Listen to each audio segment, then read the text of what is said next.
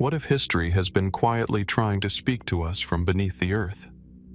In sealed chambers where time itself seems to stop, archaeologists have discovered buried messages hidden inside ancient tombs, etched into stone, written on fragile surfaces, or left in places never meant for daylight.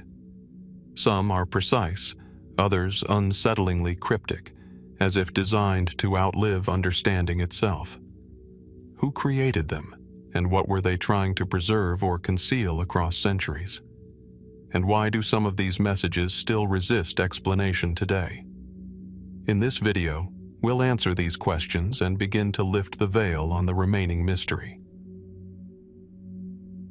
In a quiet, sun-dappled chamber of an ancient necropolis, long untouched by modern hands, lie slender sheets of gold, thin as paper yet resistant to time's corrosion.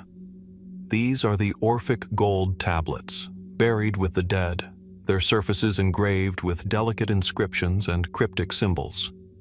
When discovered in graves across regions of Greece and southern Italy, often dating from the 4th to 2nd centuries BC, they seemed almost impossibly preserved. Their gleaming edges catch the light in a way that suggests both reverence and secrecy, hinting at rituals intended for the deceased's journey beyond the visible world. The tablets themselves are small, often no larger than a modern credit card, yet the inscriptions are precise, densely packed with lines of instructions and invocations. Scholars note repeated references to a journey of the soul, directives for avoiding obstacles in the afterlife, and secret passwords or phrases meant to guide the deceased through realms that, according to Greek mystical traditions, lie hidden to ordinary human perception. The craftsmanship suggests not only technical skill in working gold, but also a deeply organized spiritual framework, a codified set of beliefs transmitted through generations of initiates. From an archaeological standpoint, these tablets appear in burial contexts alongside other grave goods, including personal adornments and sometimes ceramic or bronze items. Their presence in tombs indicates that they were not everyday objects, but tools for specific ritual purposes, likely associated with Orphism, a mystical religious movement named for the legendary poet and prophet Orpheus. The consistency of phrases across different finds suggests shared doctrines rather than purely local superstitions, yet variations in wording and form indicate that multiple lineages or schools may have interpreted these doctrines differently. Linguistically, the inscriptions are primarily in Greek, often employing rare or archaic forms. Translating these texts has challenged scholars for decades, as some phrases appear symbolic rather than literal. Mainstream interpretations see them as spiritual guides, akin to a manual for the soul, designed to protect the deceased from the perils of the afterlife and to ensure a favorable position in the next existence. Some researchers connect these tablets with broader Hellenistic beliefs in metempsychosis, the transmigration of the soul, linking them to philosophical movements such as Pythagoreanism. Alternative interpretations, often considered fringe, propose that the tablets encode hidden cosmological knowledge or secret rites of initiation reserved for an elite few. Certain phrases have been read as instructions for direct communion with deities, or even as metaphors for transformative spiritual experiences that might occur in a state of trance or ritual preparation. While these hypotheses cannot be confirmed with certainty, they offer a lens through which the tablets can be understood as more than funerary guides, potentially as tools for living initiates seeking esoteric wisdom. Scientific examination adds further layers to this investigation. Metallurgical analysis confirms the use of thin gold sheets hammered with exceptional precision. Micro-etching studies suggest that some inscriptions were made with specialized tools, likely under controlled conditions, implying organized production rather than casual personal craftsmanship. Radiocarbon dating of associated burial contexts helps anchor these artifacts firmly within the late Classical and early Hellenistic periods, providing a framework for understanding the societal and religious milieu in which they were created. Taken together, the evidence paints a picture of a sophisticated spiritual practice that fused ritual, philosophy, and artistry. The Orphic gold tablets were not mere decorative objects. They were instruments of a carefully constructed belief system, meticulously designed to accompany the soul beyond the threshold of death. Yet gaps remain. Variations in text, regional differences in burial placement, and the limits of surviving archaeological records leave room for ongoing interpretation. Future discoveries, whether additional tablet finds, contextual inscriptions, or comparative studies with other ancient mystical texts, may help clarify the precise role these objects played and deepen our understanding of the hidden dimensions of Orphic practice. Before moving to the next mystery, if you love deep dives into mysteries like this, I put together an entire ebook dedicated to the hidden secrets of ancient Egypt. The Egypt they don't cover in school, don't show in museums, and don't explain in mainstream documentaries. The link is right below this video. Now, let's get into the next mystery. In the dim silence of archaeological storerooms in southern Italy, small sheets of gold lie flattened under protective glass. They are fragile, almost delicate enough to be mistaken for decorative foil, yet they carry writing that has endured more than 2 millennia. These are the so-called Orphic gold tablets, discovered in burial contexts across parts of the ancient Greek world, including Greece and regions of Magna Graecia in southern Italy. The first confirmed observations of these tablets came from tomb excavations in the late 19th and 20th centuries. They are typically thin gold sheets, sometimes folded or rolled, inscribed with Greek verse. Most are found placed deliberately within graves, often near the mouth or hands of the deceased, suggesting intentional preparation for use in the afterlife. The inscriptions are remarkably consistent in tone. Instructions, declarations of identity, and ritual phrases referencing journeys beyond death. From a material perspective, scientific analysis confirms the gold is highly pure, often hammered into extremely thin lamellae using ancient metalworking techniques. The inscriptions were engraved using fine styluses while the gold was still workable. Wear patterns suggest they were not casual ornaments but carefully produced ritual objects, likely commissioned for funerary use rather than daily life. Contextually, these tablets are associated with what scholars broadly classify as Orphic religious traditions, a set of beliefs circulating in parts of the Greek-speaking world from at least the 5th century BC onward. These traditions appear to diverge from mainstream civic religion of ancient Greece, emphasizing the soul's journey after death, cycles of rebirth and purification through knowledge or ritual conduct. When the textual content is examined, a pattern emerges. Many tablets instruct the deceased to declare their divine or purified origin upon entering the underworld. Phrases often direct the soul to avoid certain waters or sources, while instead approaching others described as pure or sacred. One recurring motif references memory and forgetting, suggesting that awareness of identity plays a critical role in navigating the afterlife landscape. Mainstream scholarly interpretation views these tablets as part of initiation-based mystery cult practices. In this framework, initiates of Orphic rites received these inscriptions as a kind of passport for the afterlife. The texts functioned as ritual memory aids, encoding a cosmology in which the soul must navigate judgment, purification, and possible rebirth. Linguistic analysis of dialect and formulaic phrasing supports the idea that these were standardized liturgical compositions adapted across regions and centuries. A second line of interpretation focuses on comparative religion. Similar motifs, water crossings, guarded thresholds, and memory tests, appear in Egyptian funerary texts and later Greco-Roman mystery traditions. Some researchers infer that Orphic tablets may represent a synthesis of indigenous Greek religious ideas with broader Eastern Mediterranean funerary concepts, transmitted through trade and cultural contact. Alternative hypotheses, while more speculative, suggest the tablets may encode psychological or symbolic maps of death rather than literal cosmology. In this view, the underworld is interpreted as an internalized spiritual journey, where instructions function as mnemonic tools guiding consciousness through states of transition.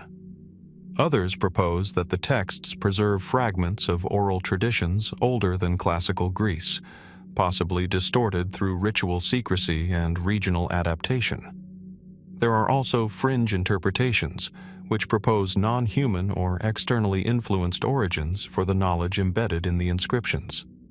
These remain outside academic consensus and lack material or comparative support, yet they persist in popular discourse due to the tablets' striking imagery of guided passage and encoded instruction. Archaeological distribution shows that these tablets are not isolated anomalies, but part of a wider pattern of funerary practice in the ancient Mediterranean. Their consistent presence in elite burials suggests controlled access to ritual knowledge, possibly restricted to initiates or specific social groups. However, variation in phrasing and structure indicates that local adaptation played a significant role, preventing a single unified doctrine from emerging. Taken together, the evidence points toward a complex ritual system centered on preparing the soul for post-mortem transition, encoded in compact textual form and embedded within funerary practice. The gold material itself likely symbolized incorruptibility or divine permanence, reinforcing the idea that the inscribed message was intended to endure beyond physical decay. Yet differences in wording, placement, and archaeological context suggest that this system was not static, but evolving across time and geography, shaped by regional belief and individual ritual practice.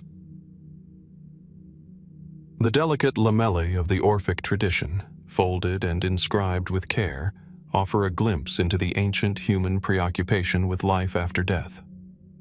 Across centuries and continents, this preoccupation emerges again in a markedly different form: the stone walls of royal tombs in the desert sands of Egypt. Here, the pyramid texts of Unas, etched into the limestone chambers of the final pyramid of Egypt's 5th dynasty, present an equally enigmatic form of communication with the afterlife, though one inscribed directly into monumental architecture rather than portable gold sheets. The transition from the intimate, portable gold lamellae of southern Italy and Greece to the grand, immovable pyramid walls underscores a shared human impulse to leave messages that endure beyond mortality. The Pyramid of Unas rises quietly from the plateau of Saqqara, its original polished casing long vanished, revealing a somber core of carefully hewn blocks. Approaching the entrance, one is struck by the precision of construction. Each limestone block, cut and positioned with meticulous care, forms passages barely wide enough for two to walk side by side. The internal corridors descend into the bedrock, leading to a chamber that at first glance seems austere, yet is alive with inscriptions that shimmer faintly in the flicker of torchlight.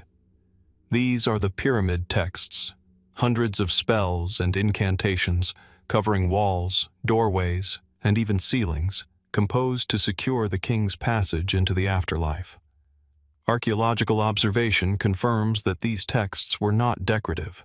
They were integral to the tomb's function. Written in Old Egyptian, often in vertical columns and in the hieroglyphic script reserved for sacred or royal contexts, the spells cover a range of purposes, ensuring the king's protection, facilitating his union with deities, and guiding his ascent through the celestial spheres. The density and complexity of these inscriptions suggest a highly codified religious system, with the tomb itself functioning as a ritual instrument, a physical embodiment of the spiritual journey it describes. Material evidence reveals the careful selection of limestone, quarried locally and dressed to tight tolerances. The pyramid's internal chambers demonstrate sophisticated planning: narrow corridors, strategically placed false passages, and burial chambers reinforced against collapse. These architectural choices are consistent with an understanding of structural forces, yet they also convey symbolic meaning. The layout appears to mirror cosmological principles, positioning the king within a microcosm of the ordered universe, a space simultaneously protective, directional, and sanctified. From these observations, several inferences arise. The pyramid texts reflect a theological system in which speech and inscription possess transformative power. Writing is not merely descriptive, but performative. The very act of engraving the spells into the walls was intended to activate them, ensuring their efficacy across time. In a practical sense, the texts may also codify ritual practices, providing priests with precise instructions for ceremonies that accompany the king's journey beyond death. In this sense, the pyramid functions both as a tomb and as a perpetual ritual stage. Mainstream Egyptological interpretation frames the pyramid texts as the earliest known corpus of Egyptian religious literature. Scholars emphasize continuity. Later Coffin Texts and the Book of the Dead expanded upon these spells, suggesting that Una's pyramid represents a critical point in the codification of royal funerary religion. Linguistic analysis indicates formulaic patterns, repetitions, and standard invocations of deities such as Osiris, Re, and Anubis, confirming that the texts were carefully structured rather than spontaneous compositions. Alternative perspectives have also emerged. Some researchers interpret certain passages as metaphysical maps, detailing not just protective incantations, but conceptualizations of the afterlife as a multidimensional space. The repeated imagery of ascent and celestial navigation has led a minority of scholars to propose that the texts encode astronomical knowledge, linking ritual action to observation of the night sky. While speculative, such interpretations are grounded in the Egyptian tendency to merge cosmology and kingship, reflecting a worldview in which earthly and divine order were inseparable. The text's placement within the pyramid invites further analysis. Scholars note that they are concentrated in upper chambers and along corridors connecting to the burial chamber, suggesting a spatial logic. The king's journey, mediated through these inscriptions, appears to follow the architectural path, ascending, transforming, and ultimately uniting with divine forces. Comparative study with contemporaneous Middle Kingdom tombs shows that this integration of text and architecture became a model for subsequent royal funerary practices, indicating that Una's pyramid was both innovative and influential. Yet uncertainties remain. Some inscriptions are fragmentary, eroded, or unusually cryptic, leaving their precise function debated. Certain protective spells, invoking minor or obscure deities, appear in only a few instances, raising questions about regional or temporal variations in ritual knowledge. Scholars have hypothesized that these variations may reflect localized priestly traditions, evolving theological concepts, or even experimental practices specific to Una's reign. The pyramid texts also prompt reflections on the broader social and political context. Their creation required a highly organized workforce, specialized scribes, and considerable resources. This indicates a centralized authority capable of mobilizing labor and knowledge at an unprecedented scale. The texts themselves, focused exclusively on royal passage and divine union, hint at the intersection of political power and spiritual ideology. Kingship in ancient Egypt was inseparable from religious legitimacy, and the pyramid, with its inscriptions, was both tomb and testament. Taken together, the pyramid texts of Unas offer a complex system of funerary thought that combines theology, ritual practice, and architectural expression. While the precise reading of some passages remains debated, the overarching pattern suggests a civilization deeply invested in shaping the afterlife through material and textual means. In contrast to the intimate Orphic lamellae of the Mediterranean, these inscriptions demonstrate the same impulse, communicating across the boundary of life and death, but on a scale commensurate with the authority of the pharaoh. The integration of text, space, and ritual in the pyramid continues to provide scholars with a rich field for investigation, illustrating both the depth of ancient Egyptian religious imagination and the enduring challenge of fully interpreting its meaning. From the monumental stone walls of Egypt to the delicate lamellae of Greece, human civilization has consistently sought to preserve knowledge beyond the reach of time. Moving eastward, across mountains and rivers to the fertile plains of the Han Dynasty in China, we encounter another remarkable repository of ancient messages, the Mawangdui silk manuscripts. Unlike the solid permanence of pyramids or the metallic intimacy of Orphic tablets, these texts were woven into silk, a material both delicate and enduring, designed to carry knowledge and ritual practice across centuries. The site of Mawangdui, near modern-day Changsha in Hunan province, presents a landscape of gentle hills, river terraces, and agricultural fields. Here, between 1972 and 1973, archaeologists uncovered tombs of the Western Han Dynasty, sealed carefully into deep pits with multiple layers of earthen and lacquered coffins.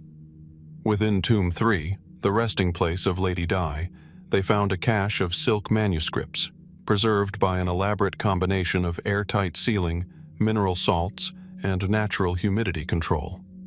The preservation is astonishing. The silk, though fragile, retained legible writing, intricate diagrams, and even traces of pigments used in annotations. The manuscripts themselves vary in size and format. Some are long, narrow strips, designed to be rolled and stored. Others are larger sheets folded accordion style. The writing is executed with brush and ink, displaying both meticulous calligraphy and practical shorthand used in administrative or ritual contexts. Observational study confirms the organization of the texts. Medical treatises, philosophical dialogues, ritual instructions, and astronomical notes appear in distinct sections, suggesting purposeful curation rather than random compilation. The material evidence alone signals a culture deeply attentive to documentation and preservation, balancing aesthetic refinement with functional clarity. From a historical perspective, these manuscripts date to approximately 168 BC, during a period of consolidation and cultural flourishing in the Han Dynasty. Their content reflects an intersection of early Taoist thought, medical theory, and bureaucratic practice. For example, the medical texts provide systematic lists of ailments, treatments, and exercises for maintaining health, sometimes accompanied by diagrams of the human body that prefigure later anatomical studies. These texts suggest a sophisticated understanding of empirical observation and a practical approach to daily life, integrated with spiritual and ritual considerations. Analyzing the construction and placement of the tombs adds further insight. The tombs at Mawangdui were carefully engineered, with wooden coffins nested inside lacquered layers and surrounded by soil mounds designed to prevent water infiltration. The silk manuscripts were stored within these nested coffins or in containers designed to keep them flat and dry. Logical inference suggests that the preservation of textual knowledge was as important to the interred elite as the physical protection of their bodies, reflecting a belief in the continuity of learning or ritual efficacy beyond death. Mainstream scholarship interprets the Mawangdui silk manuscripts as both practical and symbolic. From a practical standpoint, they represent administrative, medical, and philosophical knowledge of the early Han period. Their organization and breadth suggest systematic efforts to compile, standardize, and transmit information. Symbolically, the presence of these texts in a tomb underscores the connection between mortality, knowledge, and ritual preparation. The deceased, like the Orphic or Egyptian kings before them, were provisioned with guidance to navigate life, death, and perhaps the cosmos itself. Alternative interpretations have emerged as scholars examine unusual or enigmatic passages. Some texts, particularly those on cosmology or ritual meditation, appear to describe the movement of celestial bodies, or the alignment of the human body with universal principles. These sections have led a minority of researchers to propose that the manuscripts encode proto-scientific or philosophical systems that merge spiritual and empirical observation in ways that could influence health, longevity, and harmony with nature. While these interpretations are speculative, they are grounded in comparative study with later Taoist and medical texts, suggesting continuity rather than invention. Further analysis considers the broader socio-political implications. Producing silk manuscripts required significant resources: mulberry cultivation, silk weaving, skilled scribes, and pigments. The texts, therefore, reflect the power and organization of elite households capable of such investment. They also hint at networks of knowledge exchange, as some medical and astronomical content shows influence from other regions of China or even Central Asia, suggesting early cosmopolitanism in intellectual life. Despite the clarity of many texts, uncertainties remain. Some manuscripts are fragmentary or partially illegible, leaving gaps in the medical, ritual, or cosmological sequences. Scholars have proposed reasoned hypotheses. Missing passages may have contained explanations for ambiguous diagrams, procedural instructions for complex rituals, or supplementary philosophical commentary. Patterns of redundancy across multiple manuscripts suggest that the compilers anticipated potential loss or decay, embedding key ideas in repeated form as a safeguard against time. In comparison with Orphic gold tablets or the pyramid texts, the Mawangdui manuscripts illustrate both convergence and divergence in human approaches to posthumous communication. Like their Mediterranean and Egyptian counterparts, they reflect a desire to secure guidance, protection, or knowledge beyond life. Yet they also emphasize flexibility and practical utility, rather than relying solely on metaphysical or symbolic instruction. They provide codified information applicable to health, ritual, and governance. The medium of silk, while fragile, demonstrates an awareness of material constraints and preservation strategies that ensured knowledge could survive environmental challenges.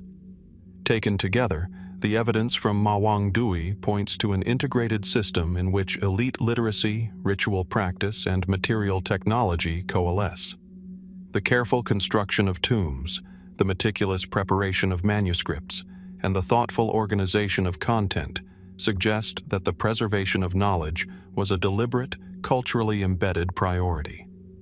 The manuscripts act as both artifacts and active participants in the funerary ritual, linking the physical and intellectual domains of the deceased. While some passages remain enigmatic, the patterns observed suggest a civilization deeply invested in the continuity of learning, health, and spiritual alignment. Gaps in the record invite further exploration, yet the overall synthesis points to a plausible picture. Mawangdui silk manuscripts represent an enduring, deliberate effort to shape understanding across generations, blending practical knowledge with ritual and cosmological vision. From the meticulously preserved silk of Mawangdui to the limestone walls of Egypt, humanity's desire to record, instruct, and guide across death is evident in every corner of the ancient world. Traveling across continents once more, we arrive in the dense jungles of present-day Mexico to the city of Palenque in Chiapas, home to the tomb of Janaab Pakal, one of the most remarkable Maya rulers of the 7th century. Here, messages of a different nature, intricately carved glyphs, and iconographic narratives offer insights into beliefs, rulership, and the eternal journey of the soul, preserved within a tomb whose architecture mirrors the complexity of the inscriptions themselves. The Temple of the Inscriptions, a pyramid-shaped structure dominating the Palenque landscape, presents itself first as a monumental stone edifice rising above the jungle canopy. Its stepped terraces, originally covered with stucco and painted with vibrant pigments, create a sense of ascension, both literal and symbolic. The environment is humid and verdant, the air heavy with the scent of damp earth and growing vegetation, emphasizing the contrast between the living world and the stone-encased past. Entering the tomb through a concealed passage, one encounters the sarcophagus chamber of Pakal, a space carefully measured and proportioned to house both the body of the king and the intricate narrative that adorns its walls and sarcophagus lid. The chamber itself is relatively modest in scale compared to the pyramid above, yet its design is precise. Walls lined with limestone blocks, ceilings supported by corbelled vaults, and a sealed entrance engineered to resist both intrusion and the slow creep of environmental decay. At the heart of the chamber rests the sarcophagus, covered with a carved stone lid depicting Pakal in a posture of transformation. Surrounding him, glyphs and iconography weave a complex narrative of death, cosmology, and divine ascent. Observational analysis confirms the careful layering of meaning. Astronomical symbols, depictions of underworld pathways, and representations of deities suggest a cosmological map intended to guide the king's soul beyond mortal existence. The glyphs themselves are executed with remarkable precision, each line and symbol reflecting a standardized script that could be read by trained scribes or priests. They record not only the king's genealogy and accomplishments, but also ritual instructions, offerings, and mythological references. Archaeological evidence indicates that this was not merely commemorative decoration. The placement of glyphs follows a spatial logic, leading the viewer's eye from the earthly realm at the base of the sarcophagus lid upward to cosmic motifs at its apex. This progression implies a deliberate visual and symbolic program, intended to accompany Pakal's soul through layers of the underworld and into celestial domains. From a structural perspective, the tomb demonstrates sophisticated engineering. The burial chamber is enclosed within a series of corridors and stairways, designed to maintain stability and protect against collapse. Limestone blocks were carefully cut and fitted without mortar, relying on weight and precise alignment to achieve long-term durability. Inferences drawn from these construction techniques suggest a society capable of complex architectural planning and resource allocation, with specialized labor and knowledge of both engineering and ritual requirements. Mainstream Maya scholarship interprets the tomb glyphs as part of a broader funerary and political system. The inscriptions serve dual functions. They memorialize Pakal's reign and assert his authority, while also providing the metaphysical framework necessary for posthumous transformation. The depiction of celestial ascent corresponds with Maya cosmology, where rulers were believed to become intermediaries between gods and humans after death. Linguistic and iconographic analyses indicate that these glyphs were standardized within Palenque's elite scribal culture, suggesting both continuity and adaptation of ritual knowledge. Alternative perspectives emphasize the more enigmatic aspects of the sarcophagus iconography. Certain scholars highlight the detailed representation of skeletal figures, intertwined serpents, and abstract symbols as encoding cosmological or astronomical knowledge. A minority of researchers propose that the imagery reflects cycles of time and rulership, rather than purely spiritual concerns, suggesting that Pakal's tomb functioned as both a funerary site and a monument to dynastic legitimacy. While these interpretations remain debated, they underscore the multidimensional nature of the glyphs, which intertwine political, religious, and astronomical meaning. The tomb's placement within the larger pyramid complex offers further insight. The Temple of the Inscriptions is oriented along cardinal directions, with terraces aligning to solar events, indicating that architecture and inscription were conceived as a unified system. Comparisons with other elite Maya tombs reveal variation in scale and complexity, yet the integration of text, image, and space appears consistent across Palenque and its surrounding city-states. This pattern suggests a deliberate approach to ritualized commemoration, embedding messages in both physical and symbolic dimensions. Certain uncertainties persist. Some glyphs are worn or partially obscured, and aspects of Pakal's iconography resist definitive interpretation. Scholars have proposed reasoned hypotheses. Depictions of the king interacting with serpentine or skeletal imagery may symbolize transformation or rebirth. The alignment of symbols could correspond to celestial phenomena, ritual cycles, or calendrical systems. Observing the tomb in its entirety, it becomes apparent that the Maya combined precision, symbolism, and narrative to produce a guidebook of sorts for the soul, a structured, materialized map for navigating death and achieving posthumous transformation. In reflecting on these elements, the tomb glyphs of Janaab Pakal form a compelling link in the continuum of humanity's desire to communicate across mortality. From Orphic lamellae in the Mediterranean to pyramid texts in Egypt and silk manuscripts in Han China, we see recurring themes: meticulous preservation, integration of textual and material culture, and attention to cosmological and ritual frameworks. At Palenque, these impulses converge in stone and glyph, illustrating a society in which spiritual, political, and intellectual concerns were inseparable. While some aspects of the inscriptions remain debated, the patterns of arrangement, iconography, and spatial design suggest a coherent, intentional system for posthumous guidance, grounded in both cultural tradition and technical sophistication. The tomb thus provides a rare, tangible intersection of ideology, ritual, and material ingenuity, offering insight into the ways human societies have sought to secure continuity, authority, and meaning beyond the visible life. Alternative perspectives emphasize the more enigmatic aspects of the sarcophagus iconography. Certain scholars highlight the detailed representation of skeletal figures, intertwined serpents, and abstract symbols as encoding cosmological or astronomical knowledge. A minority of researchers propose that the imagery reflects cycles of time and rulership, rather than purely spiritual concerns, suggesting that Pakal's tomb functioned as both a funerary site and a monument to dynastic legitimacy.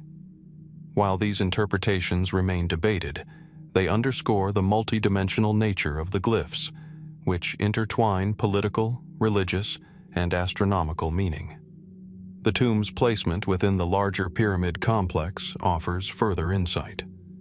The Temple of the Inscriptions is oriented along cardinal directions, with terraces aligning to solar events, indicating that architecture and inscription were conceived as a unified system. Comparisons with other elite Maya tombs reveal variation in scale and complexity, yet the integration of text, image, and space appears consistent across Palenque and its surrounding city-states. This pattern suggests a deliberate approach to ritualized commemoration, embedding messages in both physical and symbolic dimensions. Certain uncertainties persist. Some glyphs are worn or partially obscured, and aspects of Pakal's iconography resist definitive interpretation. Scholars have proposed reasoned hypotheses. Depictions of the king interacting with serpentine or skeletal imagery may symbolize transformation or rebirth.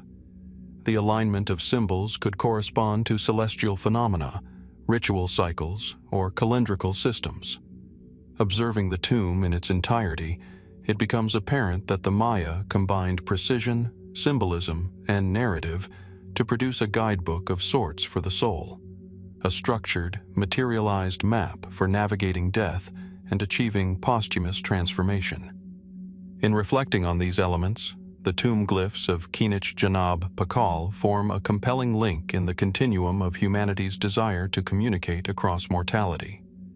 From Orphic lamellae in the Mediterranean to pyramid texts in Egypt and silk manuscripts in Han China, we see recurring themes: meticulous preservation, integration of textual and material culture, and attention to cosmological and ritual frameworks.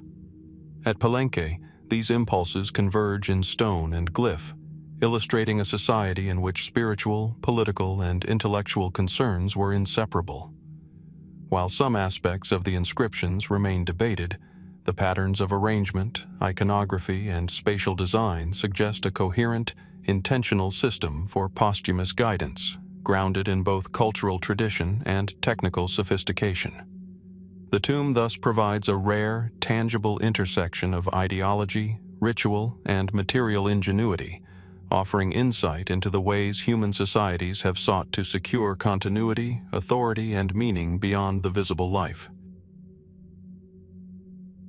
Alternative perspectives emphasize the more enigmatic aspects of the sarcophagus iconography. Certain scholars highlight the detailed representation of skeletal figures, intertwined serpents, and abstract symbols as encoding cosmological or astronomical knowledge. A minority of researchers propose that the imagery reflects cycles of time and rulership, rather than purely spiritual concerns, suggesting that Pakal's tomb functioned as both a funerary site and a monument to dynastic legitimacy. While these interpretations remain debated, they underscore the multidimensional nature of the glyphs, which intertwine political, religious, and astronomical meaning. The tomb's placement within the larger pyramid complex offers further insight. The temple of the inscriptions is oriented along cardinal directions, with terraces aligning to solar events, indicating that architecture and inscription were conceived as a unified system. Comparisons with other elite Maya tombs reveal variation in scale and complexity, yet the integration of text, image, and space appears consistent across Palenque and its surrounding city-states. This pattern suggests a deliberate approach to ritualized commemoration, embedding messages in both physical and symbolic dimensions. Certain uncertainties persist. Some glyphs are worn or partially obscured, and aspects of Pakal's iconography resist definitive interpretation. Scholars have proposed reasoned hypotheses. Depictions of the king interacting with serpentine or skeletal imagery may symbolize transformation or rebirth. The alignment of symbols could correspond to celestial phenomena, ritual cycles, or calendrical systems. Observing the tomb in its entirety, it becomes apparent that the Maya combined precision, symbolism, and narrative to produce a guidebook of sorts for the soul, a structured, materialized map for navigating death and achieving posthumous transformation. In reflecting on these elements, the tomb glyphs of Janaab Pakal form a compelling link in the continuum of humanity's desire to communicate across mortality. From Orphic lamellae in the Mediterranean to pyramid texts in Egypt and silk manuscripts in Han China, we see recurring themes: meticulous preservation, integration of textual and material culture, and attention to cosmological and ritual frameworks. At Palenque, these impulses converge in stone and glyph, illustrating a society in which spiritual, political, and intellectual concerns were inseparable. While some aspects of the inscriptions remain debated, the patterns of arrangement, iconography, and spatial design suggest a coherent, intentional system for posthumous guidance, grounded in both cultural tradition and technical sophistication. The tomb thus provides a rare, tangible intersection of ideology, ritual, and material ingenuity, offering insight into the ways human societies have sought to secure continuity, authority, and meaning beyond the visible life. From the carved glyphs of Palenque to the silk manuscripts of Mawangdui, we witness a recurring human impulse: the desire to control, instruct, and protect across the threshold of death. Returning now to Egypt, we encounter another dimension of this impulse: tomb curses. Unlike the Orphic lamellae, the pyramid texts, or even the detailed burials of Maya kings, tomb curses are less about guidance and more about defense. Warnings inscribed to deter the living from violating sacred resting places. They exist at the intersection of religion, law, and ritual, reflecting a society profoundly aware of both human behavior and cosmic order. The tombs themselves, often hidden within vast necropolises such as Saqqara, Giza, and the Valley of the Kings, present an immediate sense of scale and authority. Approaching one, the sheer size of the stone blocks and the precision of their placement create an impression of permanence. Corridors descend into shadowed chambers, sometimes lined with painted reliefs, and occasionally with texts carved into walls or doorways. The environment is dry, the air filled with the scent of limestone dust and ancient resin, emphasizing both the isolation and preservation that have allowed inscriptions to survive millennia. These spaces, monumental yet enclosed, were designed as protective vessels for both the body and the spiritual essence of the deceased. The curses themselves are frequently found near entrances or above burial chambers, inscribed in hieroglyphs that combine literary artistry with legalistic specificity.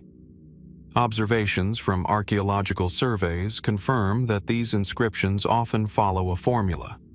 They identify the tomb owner, assert divine protection, and threaten punishments ranging from social dishonor to metaphysical harm for any who disturb the resting place. Some examples invoke deities such as Osiris, Anubis, or Thoth, emphasizing that violations would incur both spiritual and cosmic consequences. The placement and wording suggest intentionality. The texts were not decorative flourishes but functional warnings, designed to enforce both human and divine law. Material analysis reinforces this observation. The inscriptions are carved into durable stone, sometimes accompanied by painted surfaces that would have made them visually prominent to anyone entering the tomb. In some cases, reliefs extend beyond the text itself, depicting protective deities or scenes of the tomb owner's power in life and after death. The physical durability of these messages, combined with their theological authority, indicates a multi-layered strategy for preservation, to endure environmental decay, human interference, and the erosion of time. From these observations, several inferences emerge. First, tomb curses reflect an awareness of social behavior. They were preventive measures aimed at potential tomb robbers, asserting that harm would follow transgression.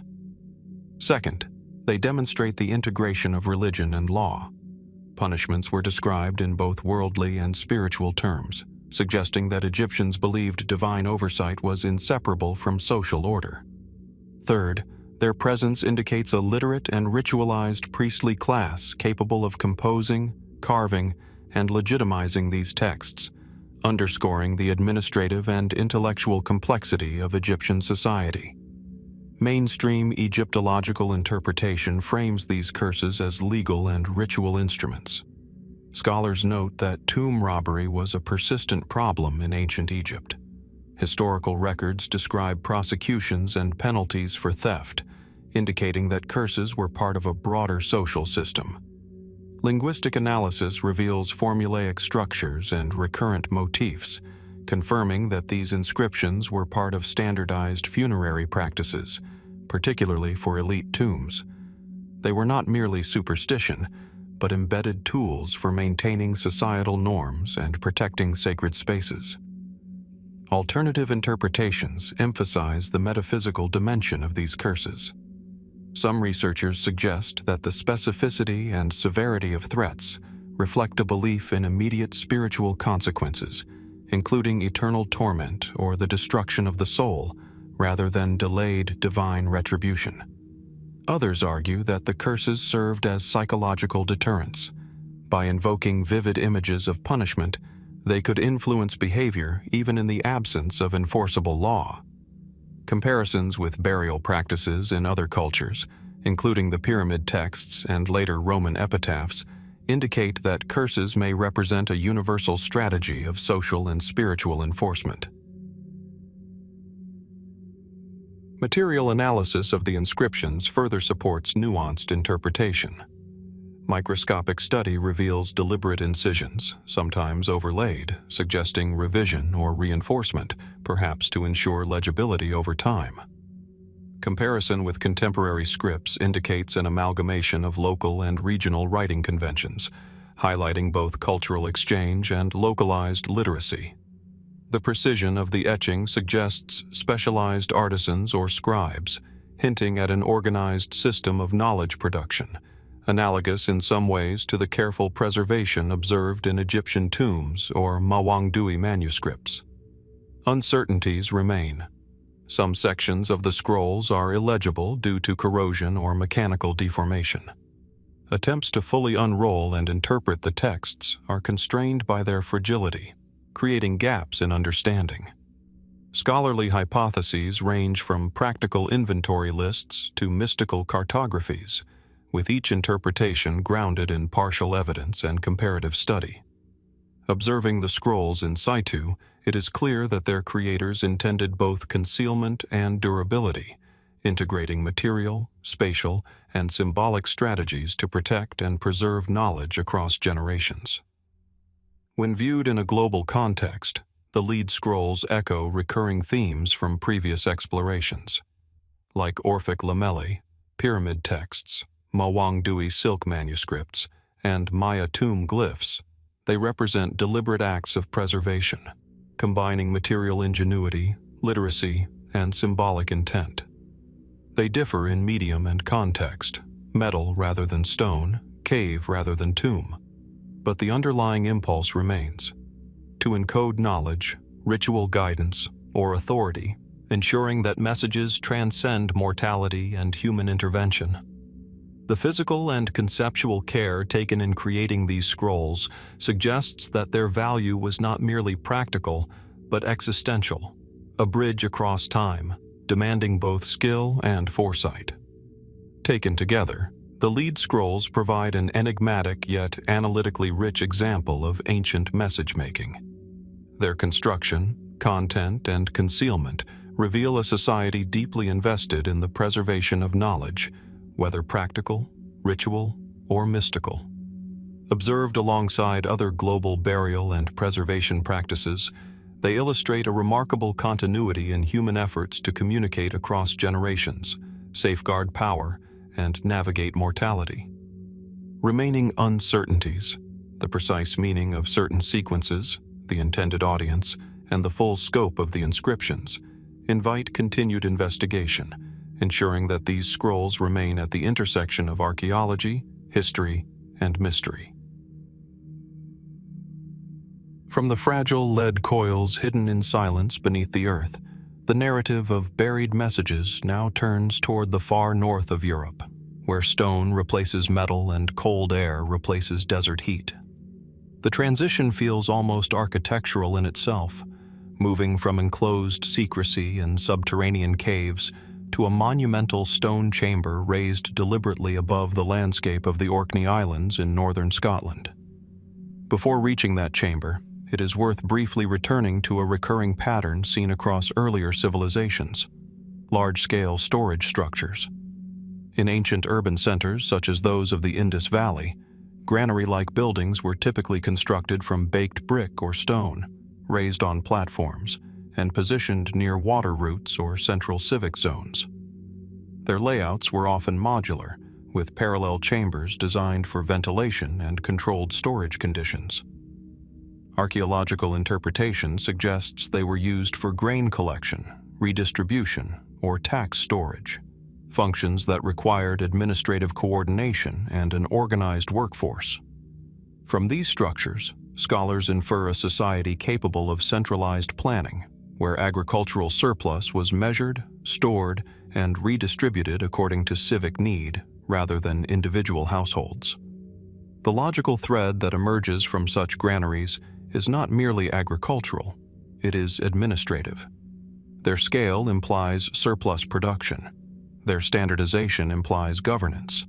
Their placement within urban layouts suggests integration into civic infrastructure rather than isolated use. Where multiple chambers repeat in precise alignment, one can reasonably infer regulation, oversight, and a system of economic control that extends beyond subsistence farming. Even without written records, the architecture itself becomes a kind of document, silent but structured, recording patterns of organization in brick and proportion. It is along this broader theme of structured preservation, of storing not only food but knowledge, authority, and intention, that we arrive at Maeshowe, a Neolithic chambered cairn on the mainland of the Orkney Islands, constructed around 2800 BC. Unlike granaries of urban civilizations, Maeshowe is not built for sustenance, but for ritual enclosure. Its external appearance is deceptively simple, a grassy mound rising from the Orkney plain, blending into the windswept terrain. Yet beneath this mound lies a carefully engineered stone passage aligned with remarkable precision. The entrance tunnel is low, narrow, and intentionally constricted, forcing anyone who enters to stoop and proceed slowly. Massive sandstone slabs line the passage, some weighing several tons, fitted together without mortar. This corridor leads into a central rectangular chamber with side cells branching off like alcoves. The structural geometry is deliberate. Straight lines, right angles, and balanced proportions suggest both architectural planning and symbolic intent. Most strikingly, the entrance aligns with the setting sun during the winter solstice, allowing a beam of light to penetrate the chamber and illuminate its interior for a brief period each year. Archaeological analysis confirms that Maeshowe was constructed by a community with advanced stoneworking skills and a sophisticated understanding of spatial design. The effort required to transport and position the stones implies coordinated labor and shared purpose. From these observations, scholars infer that the cairn was not simply a burial place, but a ceremonial structure tied to seasonal cycles, ancestral memory, and possibly cosmological beliefs. The alignment with solar events strengthens this interpretation, suggesting that time itself was embedded into the architecture. Inside the chamber, however, the narrative shifts unexpectedly. On the stone walls are runic inscriptions, carved centuries after the cairn's original construction, likely during the 12th century AD, when Norse travelers or settlers entered the chamber. These inscriptions, now known as the Maeshowe runes, form one of the largest known collections of runic graffiti in Europe. Unlike formal inscriptions found on memorial stones, these carvings are informal, personal, and at times surprisingly conversational. The runes include names, short statements, and observations. Some are simple declarations of presence, others humorous remarks or claims of treasure hidden nearby. A few inscriptions are more elaborate, referencing individuals who broke into the mound or describing the difficulty of carving the stone walls. One recurring pattern is the assertion of identity, marking the presence of the carver within a space already imbued with ancient significance. The contrast is striking, a Neolithic ceremonial chamber repurposed as a canvas for medieval voices. From a material perspective, the inscriptions are shallow but deliberate, carved using iron tools capable of marking sandstone. Their placement suggests limited lighting conditions, meaning the carvings were likely done under torchlight, adding to the sense of intrusion and immediacy. The layering of inscriptions, some overlapping others, indicates repeated visits over time rather than a single event. Mainstream interpretation views these runes as evidence of Norse activity in Orkney during the Viking Age, reflecting both practical exploration and cultural appropriation of earlier monuments. The cairn, already ancient by that time, may have been perceived as a place of mystery, shelter, or symbolic power. Writing inside it could represent an assertion of presence over a landscape already shaped by older belief systems. Linguistic analysis of the runes confirms typical Old Norse forms, consistent with known inscriptions from the same period across Scandinavia and the North Atlantic. Alternative interpretations focus less on practicality and more on symbolic behavior. Some scholars suggest that entering Maeshowe and inscribing its walls may have carried ritual significance, perhaps linked to claiming ancestral legitimacy or interacting with perceived spiritual forces of the site. Others propose that the inscriptions functioned as a form of social record, an early kind of message board documenting travel, identity, and experience in an unfamiliar landscape. While speculative, these interpretations draw on the broader Norse tradition of runestone carving as both memorial and narrative expression. Yet uncertainties remain. The motivation behind entering the chamber at all is not fully resolved. Was it curiosity, necessity, ritual, or a combination of these factors? The overlapping inscriptions suggest multiple visitors across time, but their relationship to one another is unclear. Some carvings reference treasure, though no physical evidence supports these claims, raising the possibility that such statements were symbolic, ironic, or conventional expressions rather than literal reports. When placed within the wider pattern of ancient message-bearing structures, Maeshowe represents a convergence of epochs. A Neolithic monument designed for cosmic alignment becomes, centuries later, a surface for Norse inscription. The chamber thus accumulates meaning over time, not as a static artifact, but as a layered record of human interaction with place. In this sense, it functions less like a sealed tomb and more like a continuous archive, one written not in a single language or purpose, but through successive reinterpretations. Viewed alongside granaries, lead scrolls, tomb curses, silk manuscripts, and carved glyphs across civilizations, the Maeshowe runes reinforce a consistent pattern. Human beings repeatedly return to durable spaces and materials to leave traces of presence, instruction, or assertion. Sometimes these messages are administrative, sometimes ritual, sometimes personal. In Maeshowe, all three converge in a single chamber where time itself appears stratified. Neolithic stone, Norse language, and modern archaeological interpretation layered into one continuous surface of meaning. What remains most plausible is that Maeshowe was never a single-purpose structure, even for its original builders, and certainly not for those who later entered it.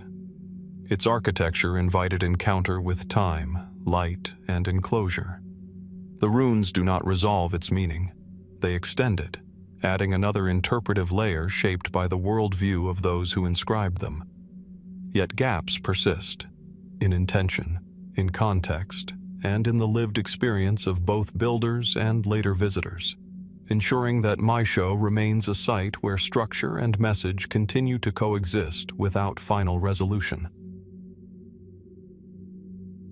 From the windswept stones of Orkney and the runic inscriptions within Maeshowe, our exploration returns to the arid landscapes of ancient Egypt, where human ingenuity and devotion converged in monuments designed to bridge life and death.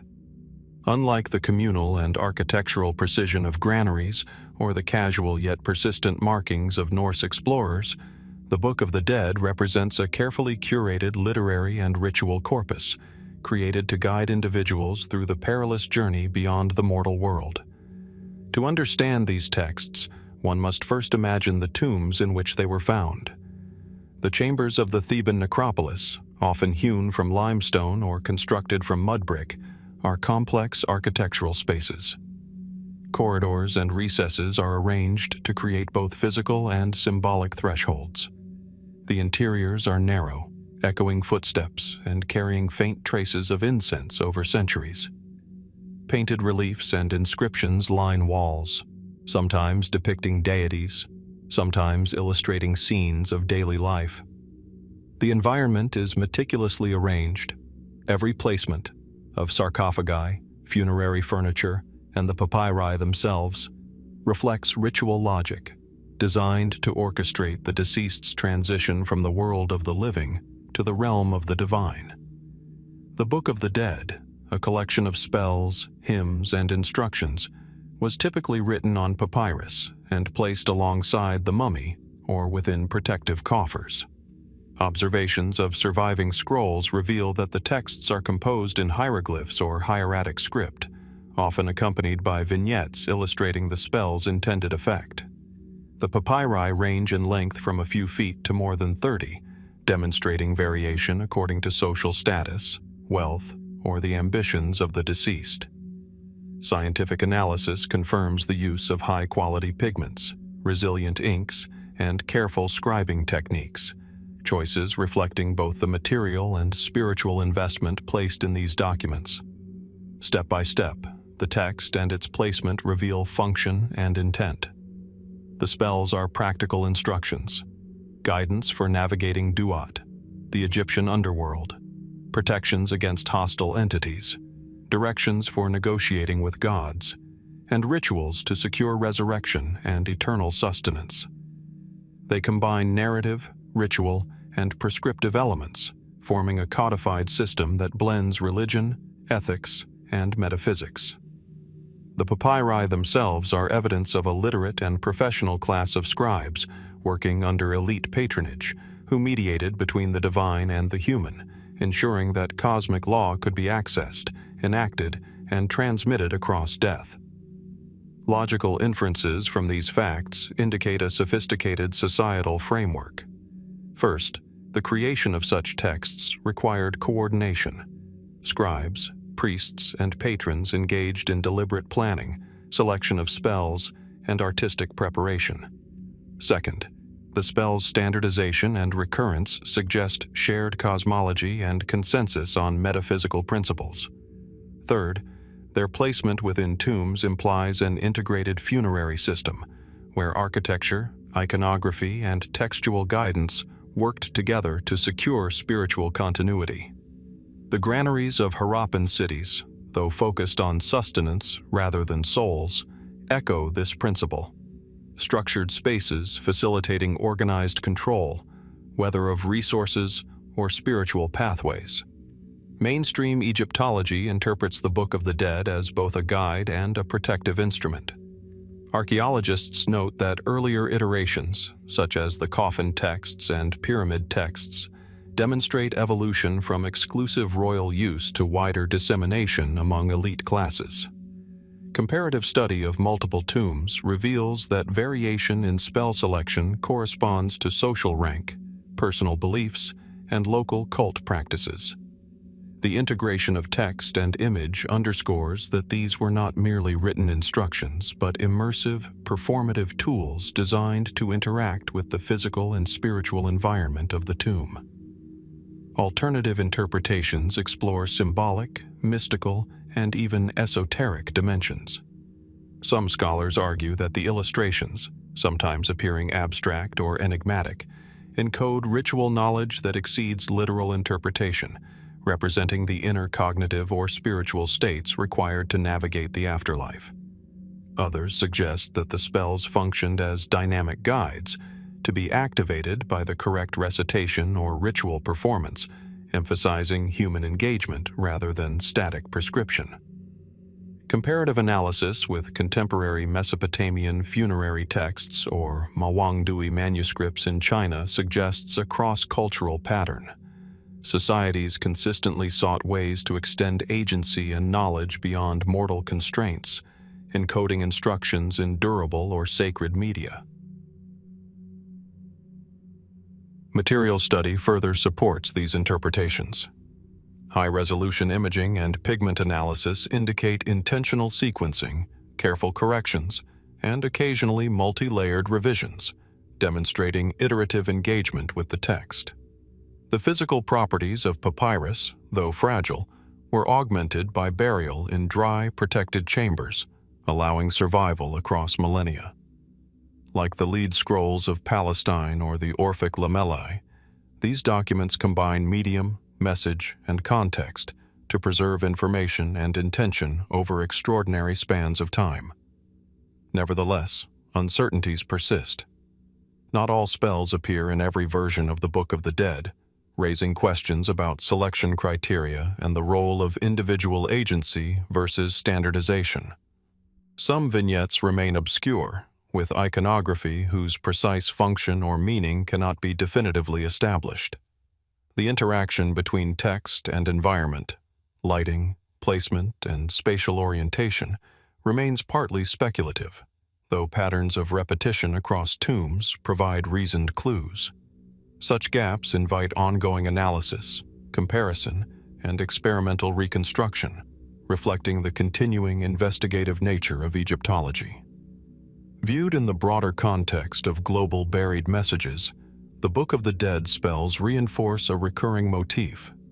Humans seek permanence and protection across mortality. Like the granaries of Harappan cities, the runes of Maeshowe, the lead scrolls, or the pyramid texts, these papyri embody a careful balance of material, spatial, and cognitive strategy. They encode knowledge, preserve ritual authority, and assert continuity over time. Yet they are also living texts, designed for interaction, interpretation, and engagement, reminding us that the buried messages we encounter are not inert relics, but active instruments shaped by intention, circumstance, and belief. From architecture to artifact, from granary to tomb, the logic of preservation is consistent. Humans organize, inscribe, and conceal knowledge to endure beyond the immediate world. The Book of the Dead is one of the most elaborate manifestations of this impulse, an enduring archive of human concern, wisdom, and devotion, whose layered complexity continues to invite careful study and reasoned interpretation, even as some questions remain unresolved. Across the earlier landscapes of buried messages, a pattern has slowly formed. Civilizations building systems of memory into the fabric of death itself. From papyrus spells in Egypt to runes carved in stone in the far north, each culture shaped warnings, instructions, or knowledge into materials meant to outlast the body. Even the idea of storage, like the granaries of ancient urban centers, fits into this continuum. Those vast brick-built chambers, often raised on platforms, organized in repeated rectangular units, were not only places for grain, but also expressions of control over surplus, space, and time. Their standardized construction, careful placement within city planning, and proximity to administrative districts suggest coordinated governance. From such architecture, archaeologists infer structured economies where harvests were collected, measured, and redistributed, an early form of systemic order that mirrors, in a practical sense, the later symbolic order found in tomb inscriptions. It is from this broader logic of control and preservation, of safeguarding both physical resources and metaphysical boundaries, that we turn toward the Qin dynasty in ancient China. Here, in the late 3rd century BC, messages were not only written to preserve knowledge, but also to deter intrusion into the resting places of the powerful. These are the Qin dynasty tomb warnings, terse inscriptions and embedded declarations found in burial complexes associated with imperial expansion and the reign of Qin Shi Huang. The most immediate impression of these tomb environments is their scale. The mausoleum complex near modern Xi'an is vast, extending over multiple square kilometers. Beneath the earth lies a structured arrangement of pits, corridors, and chambers constructed with rammed earth, timber frameworks, and stone reinforcements. Archaeological surveys reveal a highly ordered layout. Sections designated for terracotta figures, weapon storage pits, administrative replicas, and subsidiary burials. The environment is deliberately engineered to resemble an empire preserved underground, an architectural reflection of political centralization. Within or near these burial zones, inscriptions and implicit warnings appear in various forms. Some are carved on stone markers or wooden slips, while others are embedded into administrative records associated with tomb construction. These warnings typically emphasize prohibitions against disturbance, outlining severe consequences for anyone who interferes with the burial site. In some cases, they invoke imperial authority directly, framing the tomb not as private property, but as an extension of state power. The language is concise, authoritative, and absolute, reflecting the bureaucratic style characteristic of Qin governance. Material evidence suggests these warnings were part of a broader system of control. The Qin state was known for its standardized writing system, legal codes, and strict administrative oversight. Tomb construction itself appears to have been regulated through official labor assignments, indicating that burial sites were not isolated ritual spaces, but integrated into the machinery of the state. From this, a logical inference emerges. Tomb warnings were not merely spiritual deterrents, but legal extensions of imperial authority, reinforcing both earthly and posthumous order. The function of these warnings can be understood step by step. First, they establish ownership, asserting that the tomb belongs to the emperor or elite individual. Second, they define violation as a transgression against both law and cosmic order, often invoking punishment that extends beyond the physical world. Third, they reinforce the authority of the Qin state, ensuring that even in death, imperial structure remains intact. This tri-layered logic reflects a worldview in which governance, cosmology, and ritual authority are deeply intertwined. Mainstream historical interpretation situates these warnings within the Qin dynasty's broader legalist philosophy. Under this system, order was maintained through codified law, strict enforcement, and centralized power. Tomb warnings are therefore seen as an extension of legal ideology into funerary space. Archaeologists note that while physical inscriptions are relatively rare compared to later dynasties, the concept of deterrence is consistent with known Qin practices, including harsh penalties for theft, rebellion, or violation of imperial property. The tomb, in this sense, becomes a microcosm of the state. Alternative interpretations explore additional dimensions. Some scholars suggest that the warnings may have carried ritual significance beyond legal deterrence, functioning as performative speech acts intended to activate spiritual protection. In this view, the act of inscription itself may have been believed to enforce consequences in both human and supernatural realms. Others propose that the integration of warnings into tomb architecture reflects a transitional moment in Chinese religious thought, where ancestral veneration, state ideology, and emerging cosmological ideas intersected in complex ways. There are also speculative hypotheses, though less supported by archaeological evidence, that suggest these warnings encode symbolic messages about the boundary between life and death, or between order and chaos. The repetition of prohibitive language and the emphasis on imperial permanence may reflect an underlying anxiety about the fragility of authority, particularly in a newly unified empire. While intriguing, these interpretations remain secondary to the more grounded understanding of legal and administrative function. Uncertainties remain in the archaeological record.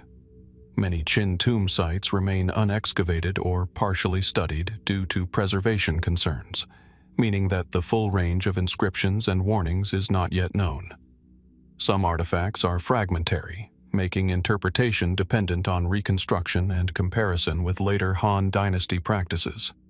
Scholars cautiously infer continuity, but also acknowledge potential discontinuities in language, ritual emphasis, and enforcement mechanisms.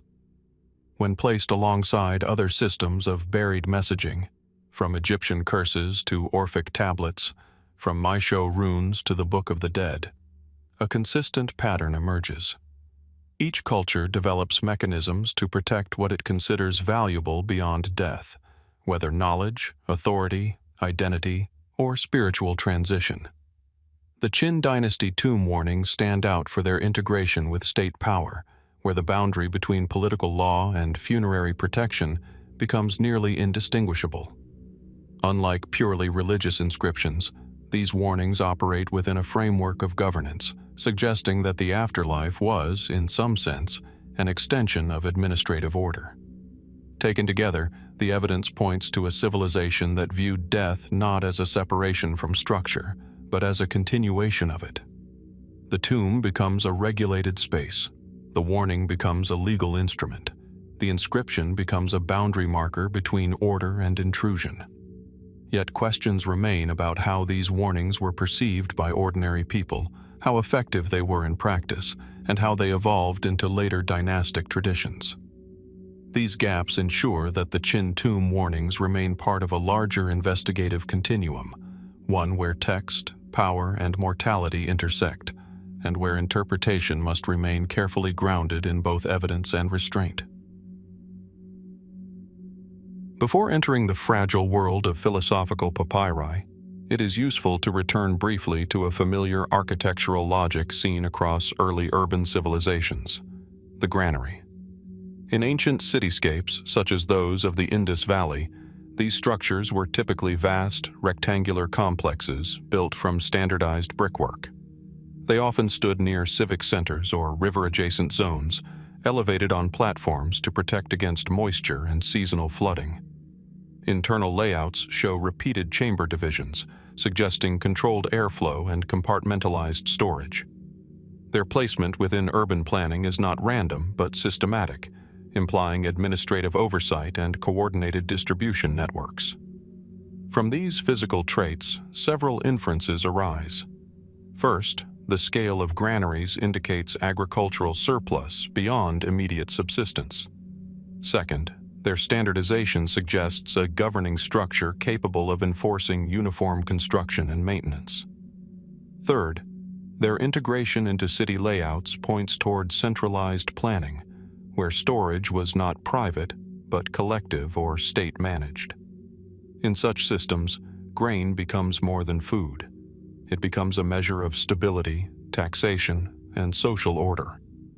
Archaeologists often interpret these structures as evidence of early economic bureaucracy, where physical architecture encodes governance. This idea of encoded structure, where material form carries administrative, symbolic, or intellectual meaning, provides a conceptual bridge to a very different kind of ancient artifact, the Derveni Papyrus.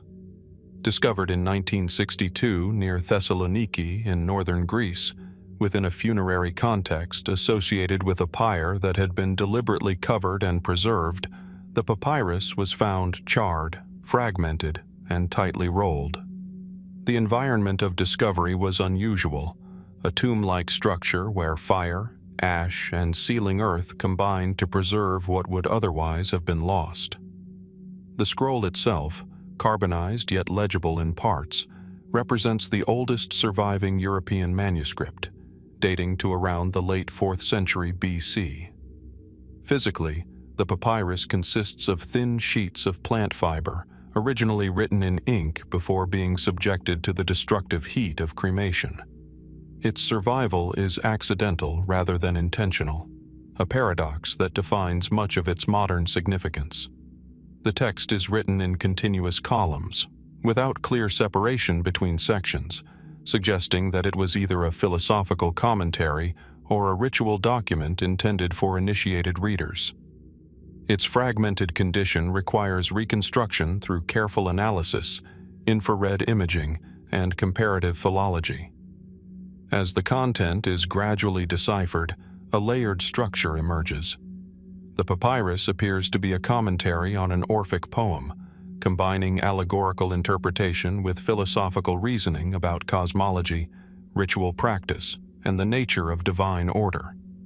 It discusses the relationship between gods and natural forces, often interpreting mythological figures as symbolic representations of elemental or cosmic principles. Fire, air, and other natural phenomena are described not merely as physical substances, but as expressions of divine intelligence or necessity. From these observations, a step-by-step interpretive framework develops. First, the papyrus reflects a tradition of allegorical reading, where myth is not taken literally but decoded into philosophical meaning. Second, it suggests the presence of intellectual circles in classical Greece engaged in systematic reinterpretation of religious tradition. Third, its funerary context implies that such knowledge may have been tied to ritual initiation or beliefs about the afterlife, possibly offering guidance for the soul's post-mortem journey. Mainstream scholarly interpretation situates the Derveni Papyrus within the broader intellectual movement of pre-Socratic and early philosophical thought. It is often seen as evidence of early rationalization of myth, where cosmology begins to merge with interpretive philosophy. The text demonstrates that religious tradition was not static, but subject to analytical reinterpretation by educated elites. Linguistic analysis supports this, showing a mixture of poetic quotation and prose explanation, suggesting a layered composition that combines inherited sacred text with analytical commentary. Alternative interpretations emphasize its ritual dimension. Some scholars propose that the papyrus may have been part of an initiatory tradition, possibly linked to Orphic or mystery cult practices, where understanding the text was itself a form of spiritual preparation. In this view, the commentary is not purely intellectual but transformative, intended to align the reader's perception with cosmic order. Others suggest that the text reflects a synthesis between philosophical inquiry and ritual knowledge, where boundaries between science, religion, and mysticism were not yet distinct. There are also more speculative perspectives, though not widely supported, that interpret the papyrus as evidence of a lost or highly specialized cosmological system, preserved only in fragments. These readings often focus on the complexity of its allegories and the apparent integration of cosmological, ethical, and ritual themes. However, most scholars caution that such interpretations risk projecting later philosophical systems onto earlier material. Despite extensive analysis, significant uncertainties remain. Large portions of the papyrus are missing or illegible, and reconstruction depends on contextual inference. The precise structure of the original document is still debated. Whether it was a continuous philosophical treatise, a commentary on ritual poetry, or a hybrid instructional text remains unresolved.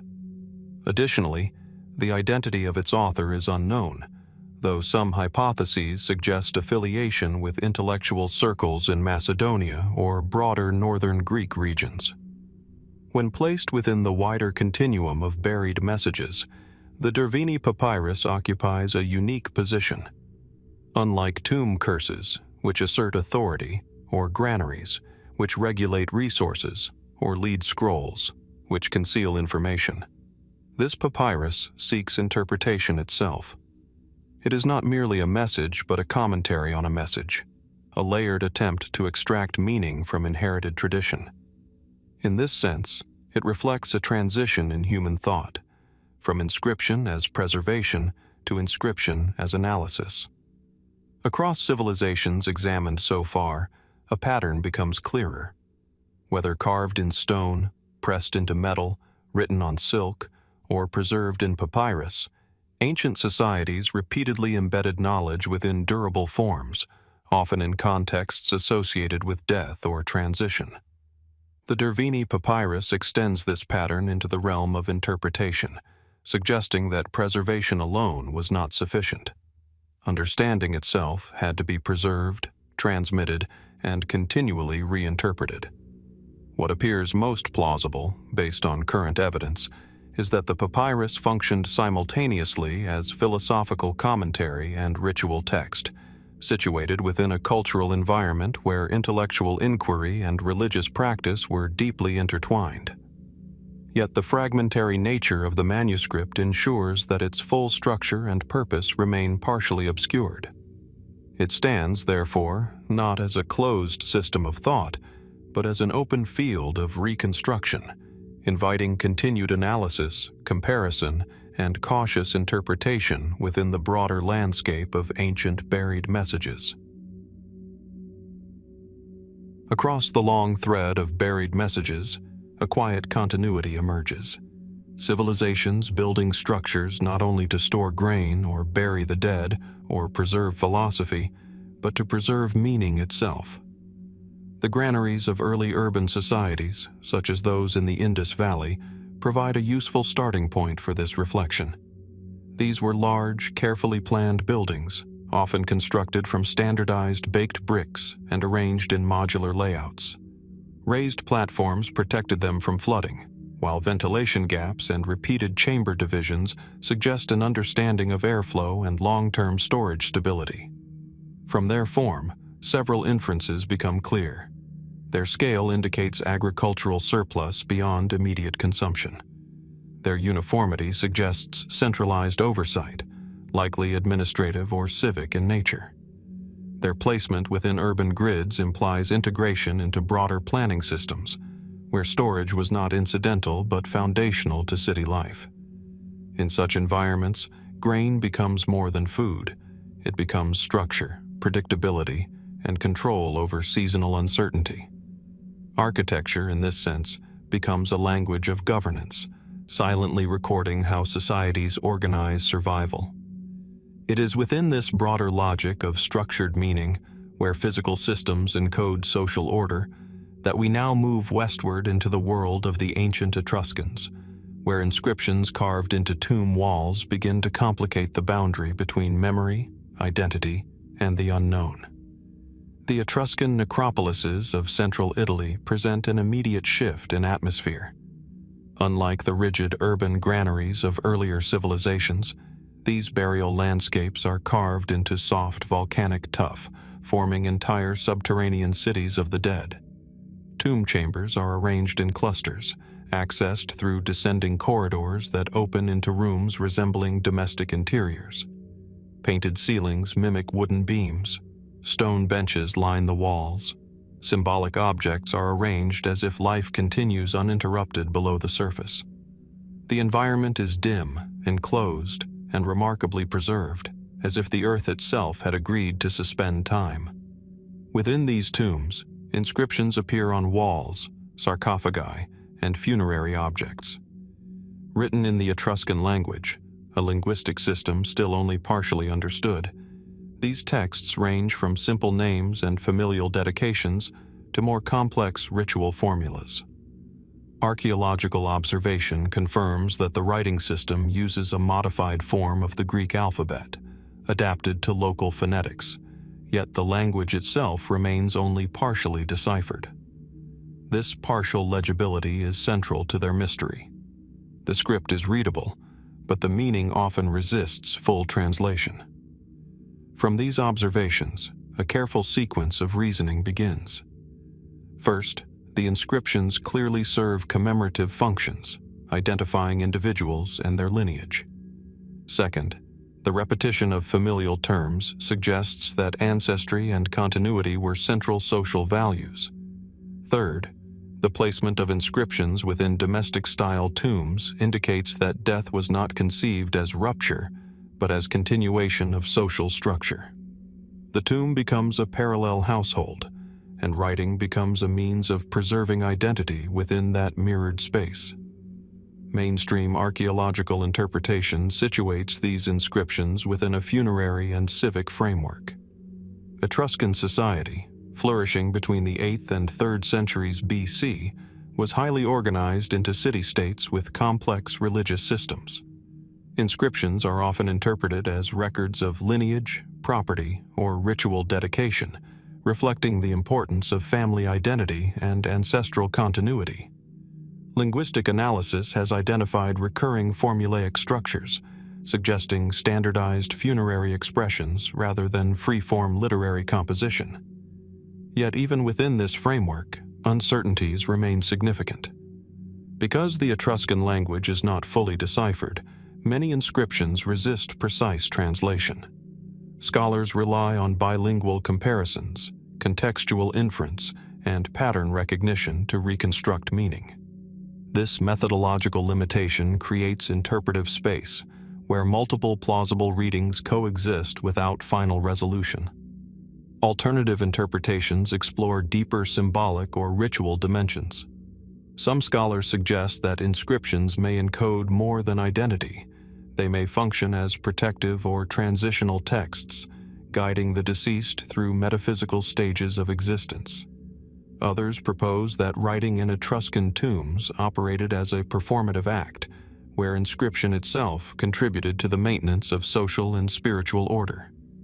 In this view, the text is not merely descriptive but active, shaping the relationship between the living, the dead, and the divine.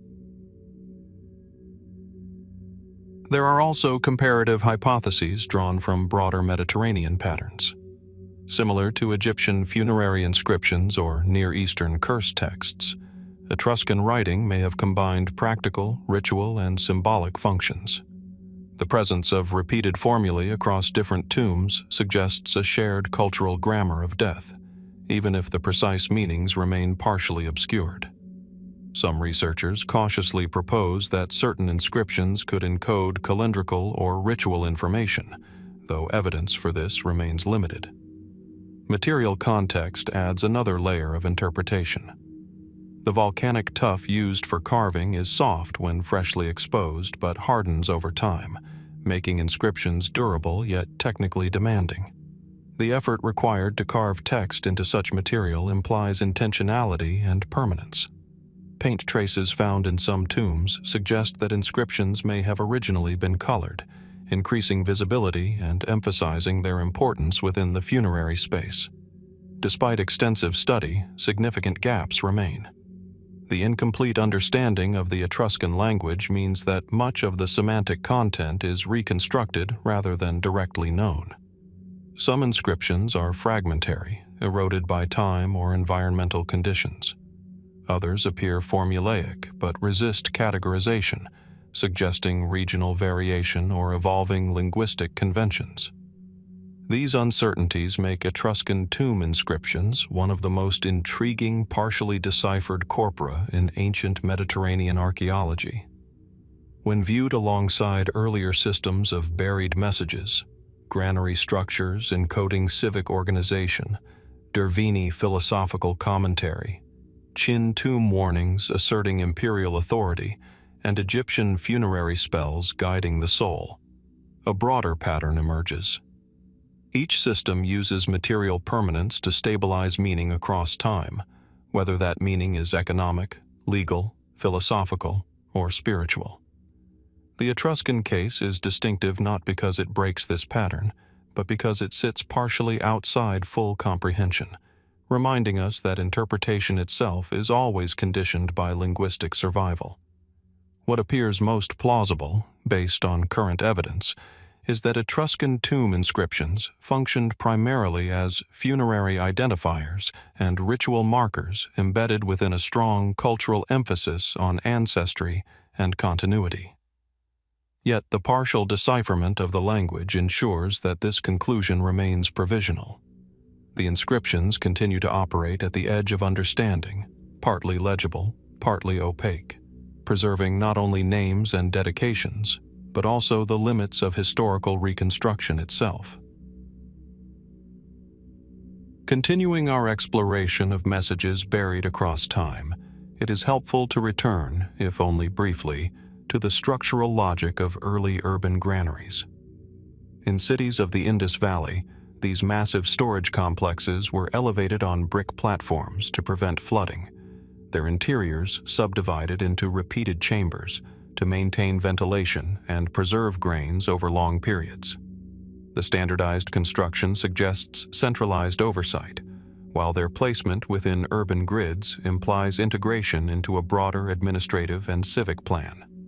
Such structures do not merely store food, they encode societal priorities, stability, planning, and the management of scarce resources. The implications of these observations provide a conceptual bridge to a very different mode of preservation. Texts that attempt to safeguard not sustenance, but the continuity of human consciousness beyond death. Whereas granaries preserve physical survival, the Coffin Texts of ancient Egypt are carefully inscribed to preserve spiritual survival. Emerging primarily in the First Intermediate Period and Middle Kingdom, roughly between 2100 and 1600 BC, these texts are etched onto the interiors of wooden coffins, plastered surfaces, or occasionally on limestone sarcophagi. Their scale is both intimate and deliberate. While the granaries occupy entire city blocks, the coffin becomes a microcosm of the cosmos, its inscriptions densely arrayed to encircle the deceased, to surround them with words of power.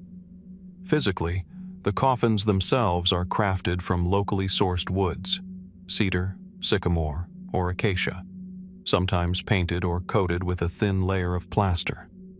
The inscriptions are meticulously carved or painted, often in black or red ink, following precise sequences that suggest formalized composition rather than improvisation.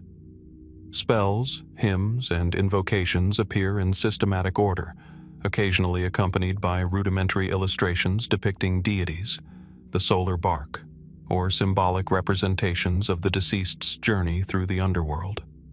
Archaeologists note that the size of the coffin, the density of the text, and the care of its decoration often correlate with social rank, hinting at the ways in which spiritual insurance was, to some extent, stratified by material wealth. Observing these physical characteristics leads to several reasoned inferences. First, the texts are designed as functional instruments. They are not merely commemorative, but operational, intended to guide the deceased's ka, or vital essence, through the perils of the duat, the Egyptian netherworld. Second, the standardization of spells and their repeated appearance across multiple coffins suggest a shared religious and cultural knowledge, codified into an accessible corpus for the literate elite. Third, the alignment of certain spells with solar, lunar, or stellar references implies that the texts encode a cosmological map, linking the individual's journey to the rhythms of the heavens. Mainstream Egyptological interpretations emphasize the Coffin Texts' role as democratized versions of earlier pyramid texts. Unlike the exclusive pyramidal inscriptions of pharaohs, these spells appear on the coffins of non-royal elites, signaling a broadening of access to protective ritual knowledge. Scholars observe that many spells derive directly from earlier royal formulas, but are adapted for individual use, reflecting both continuity and innovation in funerary practice.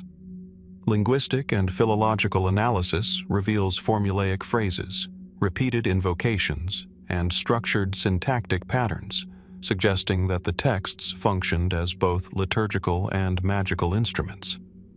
Alternative interpretations, while more speculative, enrich our understanding. Some researchers propose that the coffin texts were also intended as mnemonic devices, teaching the living about cosmology and morality through funerary ritual. Others suggest that the inscriptions encode political or social symbolism, reinforcing familial lineage, professional status, or civic affiliation even after death. Comparisons with contemporaneous cultures, such as the Etruscan tomb inscriptions or the Mawangdui manuscripts, highlight a shared human impulse to preserve knowledge, identity, and guidance in a durable, transportable medium, whether for the living or the departed. Gaps in understanding remain pronounced. The full sequence of some coffins is missing, deteriorated, or incompletely preserved. Some spells, particularly esoteric ones, resist straightforward translation, leaving ambiguity about their intended function or the precise cosmological principles they encode. Moreover, the practical efficacy, whether perceived or real, of these inscriptions in guiding the deceased is inherently unknowable, leaving room for both historical interpretation and philosophical reflection. Yet by synthesizing physical, textual, and contextual evidence, a coherent picture begins to form. Coffin texts appear as a deliberate expansion of funerary literature, designed to ensure survival in a multi-layered, cosmically ordered afterlife. Their dense inscriptions and systematic layout demonstrate intentionality and codification, reflecting broader societal values of knowledge preservation, ritual precision, and the intertwining of spiritual and social order. While not directly comparable to granaries, lead scrolls, or philosophical papyri, they share with these systems a central principle: the desire to extend human influence beyond the ephemeral, to encode knowledge in a medium that survives the erosion of time. Across this spectrum of ancient buried messages, the coffin texts reveal a critical shift, from the material preservation of resources to the metaphysical preservation of consciousness and identity.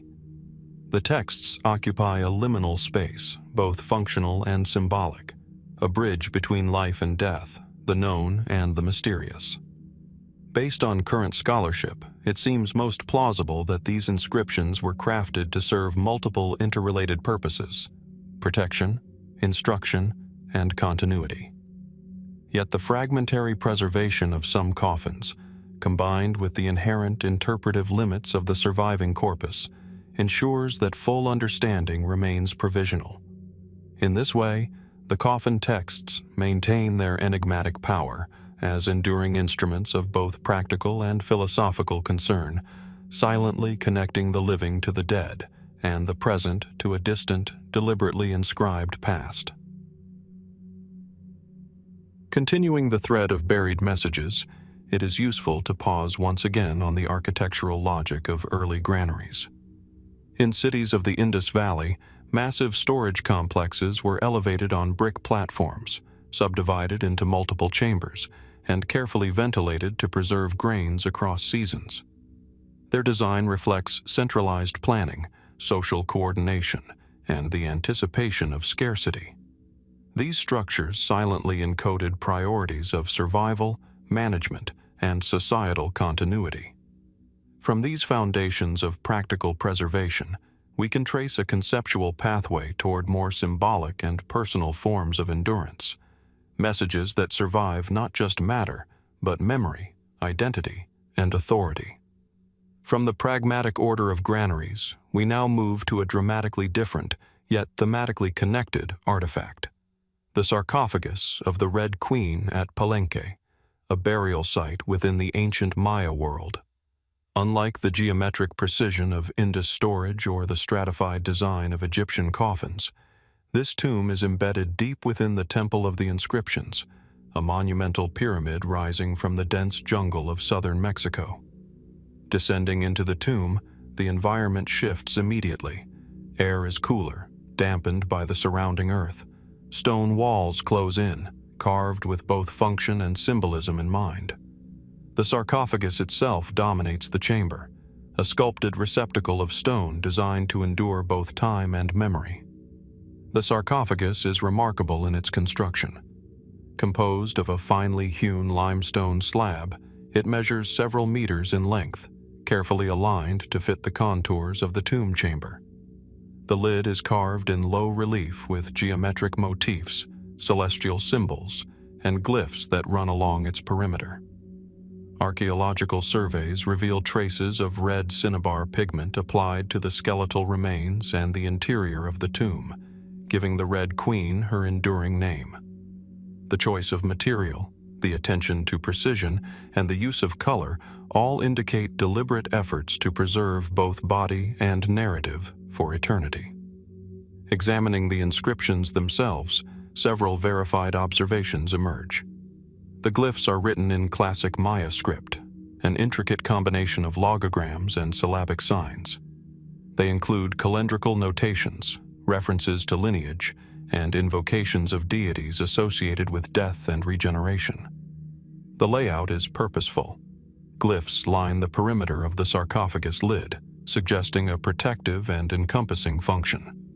Their repetition and sequence indicate formalized composition rather than improvisation, hinting at ritualized authorship, perhaps by trained scribes or courtly elites. Logical inferences follow from these observations. First, the inscriptions functioned as both commemorative and protective devices, encoding the Red Queen's identity, status, and cosmological significance. Second, the presence of calendrical data implies integration of personal biography with cyclical time, situating her life and death within broader cosmic patterns. Third, the use of cinnabar pigment may have had symbolic, preservative, or ritual significance, possibly echoing beliefs in transformation or resurrection. Mainstream Maya scholarship interprets the sarcophagus inscriptions primarily as dynastic records and ritual texts. The Red Queen is believed to have been a consort of Pakal the Great, and her sarcophagus may have been intended to assert her political and familial significance, reinforcing dynastic continuity. Glyphic analysis reveals that these messages often combine historical recording with cosmological symbolism, blending fact and myth in ways that situate the deceased within both lineage and universe. In this sense, the sarcophagus functions as both a historical document and a spiritual tool. Alternative interpretations explore additional layers of meaning. Some researchers suggest that the inscriptions might encode esoteric knowledge about Maya cosmology, death, and the afterlife, intended only for ritual specialists or for the deceased themselves. Others propose that the sarcophagus serves as a performative object. The act of reading, interpreting, and interacting with its inscriptions reinforces social hierarchies, political legitimacy, and religious authority. Comparisons with Egyptian coffin texts and Etruscan tomb inscriptions suggest a shared human impulse to encode identity and continuity into durable material forms, though each culture's approach differs in medium, style, and scope. Uncertainties remain. While classic Maya script is largely deciphered, some glyphs are rare or contextually ambiguous, leaving aspects of meaning partially speculative. The precise function of cinnabar, beyond its visual impact, is debated. Was it symbolic, protective, or purely ceremonial? Similarly, while the sarcophagus clearly reflects elite status, the extent to which its inscriptions were intended for supernatural efficacy versus political messaging remains a matter of interpretation. Material and environmental evidence adds nuance. The tomb chamber's microclimate has preserved both stone and pigment exceptionally well, suggesting that Maya engineers understood not only spatial design, but also material longevity. The sarcophagus's alignment within the pyramid, oriented along cardinal directions, indicates careful integration of architecture, ritual, and inscriptional content. These factors collectively reinforce the notion that the sarcophagus was conceived as a holistic system, body, text, and monument intertwined. When considered alongside other buried messages, granary structures encoding civic order, Egyptian coffin texts guiding souls, Qin tomb warnings asserting imperial authority, and Etruscan inscriptions preserving identity, the Red Queen's sarcophagus illustrates a continuity of intent. Humans across time have sought to extend influence beyond their immediate presence, to stabilize meaning against the erosion of mortality and history. Here, the medium is monumental stone, the message both dynastic and cosmological, and the survival of both relies on a careful interplay of architecture, material choice, and textual coding. Based on current evidence, it seems most plausible that the sarcophagus inscriptions served multiple interrelated purposes: to commemorate lineage, assert political and social authority, and provide ritual protection or guidance for the deceased. Yet, ambiguities in glyphic meaning, symbolic use of pigment, and broader ritual context ensure that our understanding remains provisional. The sarcophagus of the Red Queen, like the granaries of the Indus or the coffin texts of Egypt, embodies a tension between legibility and mystery, a material witness to the human desire to speak across time, a message crafted to endure, even when its full meaning remains just beyond our grasp. Continuing our journey through the subtle corridors of buried messages, the transition from Roman curse tablets to the silk manuscripts of Mawangdui requires a shift not only in geography but in the very medium of communication. Whereas the lead tablet relied on weight, concealment, and inscription to convey intent into the unseen, the silk manuscripts are delicate, vibrant, and surprisingly resilient, preserving thought and ritual across more than 2 millennia. The resonance is familiar. In both cases, the living sought to project influence beyond immediate perception, embedding human intention into materials designed to endure. To situate the manuscripts, one must begin with the physical context of their discovery. Excavated from the tombs of the Mawangdui site in Changsha, Hunan province, the burial complex is a study in meticulous planning. The tombs themselves are constructed from carefully interlocking layers of rammed earth, wood, and lacquer, forming a series of nested chambers. Within these chambers, the deceased were accompanied not by gold or lead alone, but by a carefully curated selection of objects intended to sustain, protect, and guide in the afterlife. It is within this controlled environment that the silk manuscripts were found, remarkably preserved in sealed lacquered boxes that resisted the humid subtropical climate.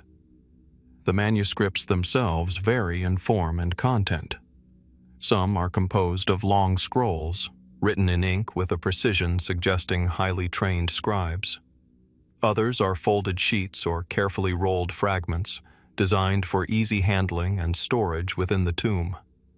The material, woven silk, was prized in Han Dynasty China both for its aesthetic quality and for its durability, a choice that implies deliberate intent to preserve knowledge over centuries. Scientific analyses of the ink and silk fibers confirm their origin within the period of the Western Han Dynasty, approximately 168 BC to 145 BC, and demonstrate sophisticated pigment preparation that has survived remarkably intact.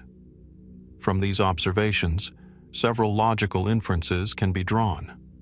First, the tombs and their contents reflect an elite society capable of mobilizing significant resources for ritual and funerary purposes.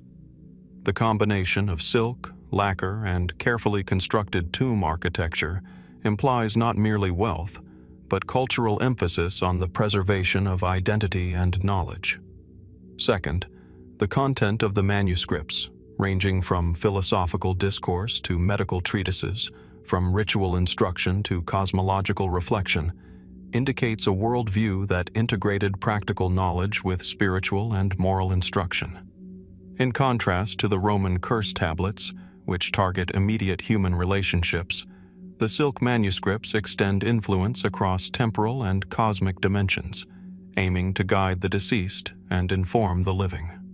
Scholarly interpretations emphasize both continuity and innovation. Mainstream archaeology positions the Mawangdui manuscripts as a reflection of Han Dynasty intellectual life, revealing insights into Taoist philosophy, early Chinese medicine, and mortuary ritual. The texts include guidance on breathing, diet, and meditation, demonstrating an understanding of the human body as part of a broader cosmological order. They also contain ritual instructions and symbolic imagery, suggesting that the tomb was conceived not merely as a resting place, but as an active space of spiritual engagement. From this perspective, the manuscripts are simultaneously functional, prescriptive, and emblematic of elite culture. Alternative readings extend into more speculative territory. Some scholars have emphasized the cryptic nature of certain passages, noting diagrams and instructions whose immediate purpose is obscure. Could these represent esoteric knowledge, intended only for an initiated few? Others suggest that the arrangement of the manuscripts within the tomb, combined with their pictorial and textual content, constitutes a form of encoded cosmological message, an attempt to align the human experience with celestial rhythms or to ensure safe passage through spiritual realms. While less empirically verifiable, these interpretations underscore the manuscript's potential dual role as practical instruction and ritualized projection of power or influence. Gaps remain in our understanding. Portions of the silk were fragmentary upon discovery, and the precise sequence of scrolls within the tomb is partially reconstructed from archaeological notes. Some passages are ambiguously phrased, leaving questions about intended meaning or ritual procedure. Comparisons with other Han Dynasty tombs reveal both parallels and divergences, suggesting that the Mawangdui collection represents a particularly refined or localized expression of broader funerary practices. Yet even within these gaps, patterns emerge. Repetition of certain medical and ritual motifs, careful layering of philosophical and cosmological content, and meticulous spatial placement within the tomb architecture. Drawing connections back to our earlier examples, the silk manuscripts share with lead tablets and Etruscan inscriptions a central principle: the materialization of human intention into objects designed to endure. where the lead tablet sought to manipulate or coerce, and where the Etruscan inscriptions preserved identity within ritualized space, the Mawangdui silk conveys knowledge, guidance, and symbolic authority across both time and mortality. In each case, the human impulse to communicate beyond the immediate and visible world manifests in material forms capable of outlasting their creators. The preservation of the manuscripts also invites reflection on the interplay between environment, material, and meaning. Lacquered boxes, careful folding, and the inherent properties of silk contributed to survival over more than 2 millennia, suggesting a sophisticated understanding of preservation. The choice to include diverse subjects, from medicine to cosmology, demonstrates an integrative worldview wherein practical, philosophical, and spiritual dimensions were inseparable. Taken together, the evidence portrays the silk manuscripts of Mawangdui as a complex, multi-layered expression of elite Han society. They encode knowledge, convey ritual authority, and extend human presence into the posthumous sphere, while their physical construction and preservation reflect careful planning and cultural intention. Although some passages remain obscure and certain interpretive questions unresolved, the manuscripts themselves exemplify a pattern seen across diverse civilizations, a deliberate embedding of thought, ritual, and instruction within durable media designed to survive, communicate, and influence across the boundaries of time, space, and mortality.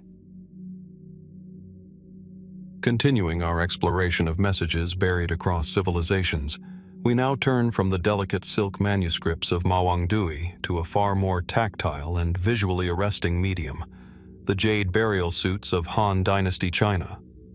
These objects, discovered within elite tombs of Changsha and other southern sites, present an extraordinary fusion of material, ritual, and inscription.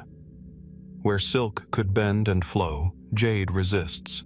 Yet here, the human impulse to preserve identity, convey authority, and engage with the afterlife is rendered in stone, meticulously cut, sewn, and sometimes marked with inscriptions that hint at both practical and symbolic purpose. To understand the significance of these jade suits, we must first consider their physical environment. The tombs in which they were found are architectural feats, nested chambers of rammed earth and timber, carefully sealed with layers of lacquer and clay to resist both time and moisture.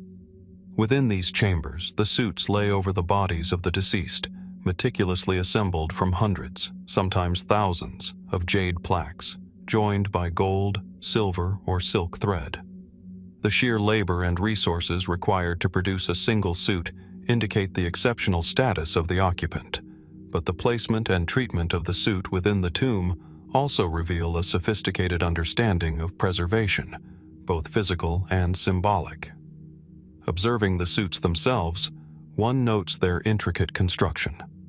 Each plaque is precisely cut to a size that corresponds to the contours of the human body, with small perforations along the edges allowing for secure assembly.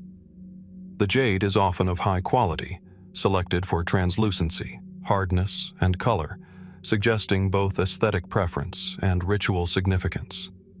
In some examples, inscriptions appear on the interior or exterior plaques, sometimes as simple marks denoting ownership, but in other cases as more complex symbols, potentially invoking protection, authority, or spiritual guidance. Scientific analysis confirms that the suits date primarily to the Western Han Dynasty, roughly 2nd century BC, aligning with textual references that emphasize jade's reputed power to preserve the body and repel decay. From these observations, several reasoned inferences emerge. First, the jade suits reflect a society capable of mobilizing extraordinary material and human resources for mortuary purposes, implying hierarchical social structures and extensive trade networks capable of supplying jade and precious metals. Second, the inscriptions, while often brief and sometimes cryptic, suggest intentional communication across temporal boundaries. Much like the silk manuscripts, these markings were designed to survive the decay of organic materials and the passage of centuries, embedding the deceased's identity, status, or spiritual intent within a durable medium. Mainstream scholarship interprets these suits as a physical manifestation of Han Dynasty mortuary ideology.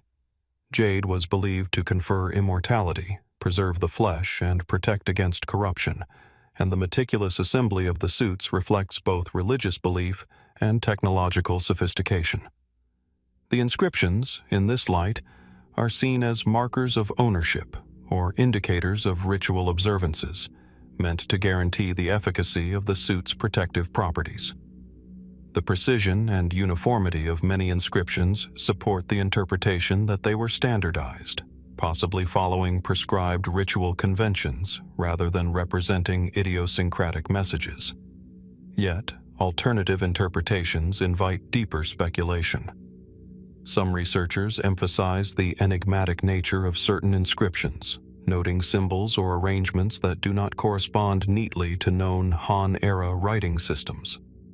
Could these represent esoteric codes, private messages, or spiritual invocations intelligible only to the deceased or the initiates who prepared the tomb?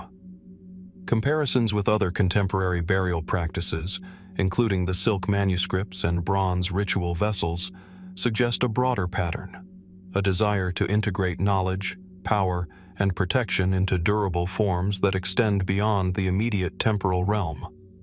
The jade, in this sense, is not merely functional. It is communicative, a medium for interaction with forces beyond human perception. Questions remain regarding the precise sequence of inscription, assembly, and ritual use. Did the jade plaques bear inscriptions before assembly, or were they added afterward? Were some symbols intended to correspond with cosmological principles, aligning the tomb and its occupant with celestial order? Archaeological evidence offers partial clues. Some plaques appear to have been inscribed prior to perforation, while others show signs of adjustment post-assembly. These details hint at a dynamic process, blending technical skill, ritual practice, and symbolic intent, rather than a purely static object. Comparative analysis further illuminates the jade suit's significance. Across other ancient civilizations, Egyptian sarcophagi, Etruscan inscriptions, or Roman curse tablets, humans have repeatedly sought to embed power, identity, and knowledge within durable material forms. The Mawangdui silk manuscripts preserved philosophy and medical instruction. Roman lead tablets preserved intention and social influence. Jade suits preserve physical form, spiritual protection, and coded identity. In each case, there is a continuity of purpose, to communicate across time and mortality, to extend human agency beyond the boundaries of life. Yet the jade suits are unique in combining corporeal preservation, material opulence, and symbolic inscription into a single, cohesive artifact. Technical and cultural observations further enrich interpretation. The spatial arrangement of the tombs suggests careful planning. The jade suits occupy central positions, directly enveloping the body, while other objects, lacquered boxes, ritual implements, and supplementary inscriptions form concentric layers of meaning and protection. This implies a sophisticated conceptualization of the tomb as an active space of ongoing ritual significance rather than a static repository. Additionally, variations in jade quality, plaque size, and inscription detail across tombs hint at both individual expression and regional or temporal conventions, suggesting that these artifacts reflect personal, familial, and societal priorities simultaneously. Remaining uncertainties are notable. While the protective and symbolic functions of jade are well documented, the precise meaning of many inscriptions remains elusive. Some signs appear idiosyncratic or ritualized beyond easy translation, leaving open the question of whether they conveyed coded information, spiritual guidance, or social identity markers. The relationship between the inscriptions and other tomb contents, texts, implements, or ornaments, also invites speculation about the interconnectedness of knowledge, power, and ritual within Han mortuary practice. Synthesizing the evidence, a coherent portrait begins to emerge. The jade burial suits of Han Dynasty China represent an intricate intersection of material mastery, ritual belief, and communicative intent. They encode status, identity, and spiritual purpose into a medium that is both materially enduring and symbolically resonant. The inscriptions, while partially understood, reinforce the pattern seen in other ancient artifacts: a human desire to leave enduring marks, to project influence beyond life, and to engage with forces perceived as eternal. They are artifacts not only of elite culture, but of human aspiration, a desire to endure, to protect, and to communicate across centuries. While gaps in interpretation remain, the jade burial suits offer a remarkable convergence of technology, belief, and artistry.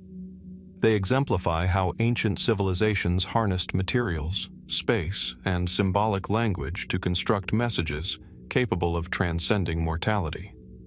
Within the broader continuum of buried messages, from lead tablets to silk manuscripts, they underscore a persistent human inclination to embed knowledge, identity, and intention into durable forms, reaching across the centuries to speak to the living, the dead, and perhaps even to realms beyond human perception. In this sense, the jade burial suits continue the narrative of messages designed to endure, inviting ongoing study, reflection, and reverent contemplation.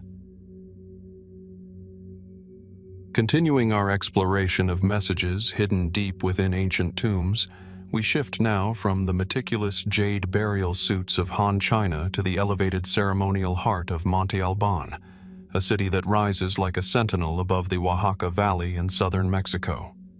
Here, amidst the sun-baked terraces and monumental platforms, we encounter tomb chamber texts that, though separated by thousands of miles and centuries from the jade suits, speak to a similar human impulse: to communicate beyond death, to preserve authority, ritual knowledge, and identity for eternity. The tombs of Monte Albán are not immediately conspicuous. From the plazas above, the structures blend into the stepped terraces and sprawling civic complexes, their entrances subtle and unassuming. Yet, once the stone doorway is crossed, one enters a different world. The chambers themselves are compact but meticulously constructed. Walls are faced with finely cut limestone blocks, joined without mortar, their surfaces often smoothed to an almost reflective sheen.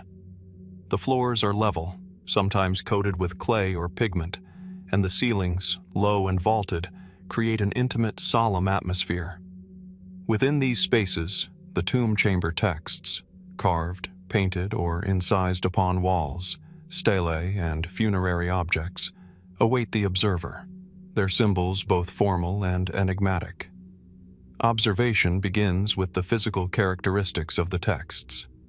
In many chambers, glyphs are arranged in horizontal bands or vertical sequences, their execution precise, suggesting both skilled artisanship and careful ritual planning. The symbols themselves, a combination of abstract motifs, anthropomorphic figures, and geometric forms, exhibit a language distinct from later Mesoamerican scripts, yet clearly systematized. Pigment residues on some glyphs indicate that they were originally vividly colored, allowing the messages to stand out against the pale limestone.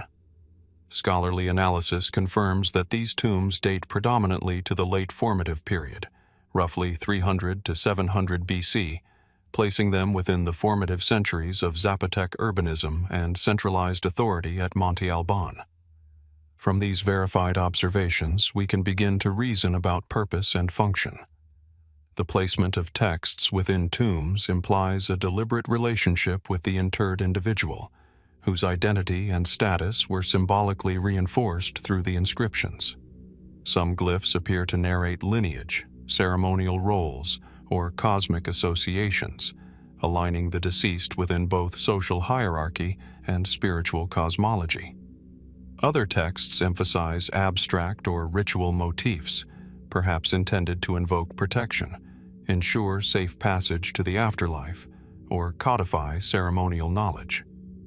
The arrangement of glyphs, systematic, repetitive, and often framed by borders, suggests that the tombs themselves were considered spaces of ongoing ritual significance, rather than mere repositories for the dead. Logical inferences emerge when we examine the tombs in their broader urban context. Monte Albán's city planning is remarkably sophisticated. Terraces, plazas, ball courts, and elite residences are carefully oriented along axes connecting ceremonial spaces with the valley below. Tomb placement within the central acropolis, often directly beneath monumental platforms, signals the importance of funerary rituals in legitimizing political power. In this light, the texts serve not only as private messages for the deceased, but as instruments of social cohesion and authority, reinforcing elite identity while codifying ritual practice.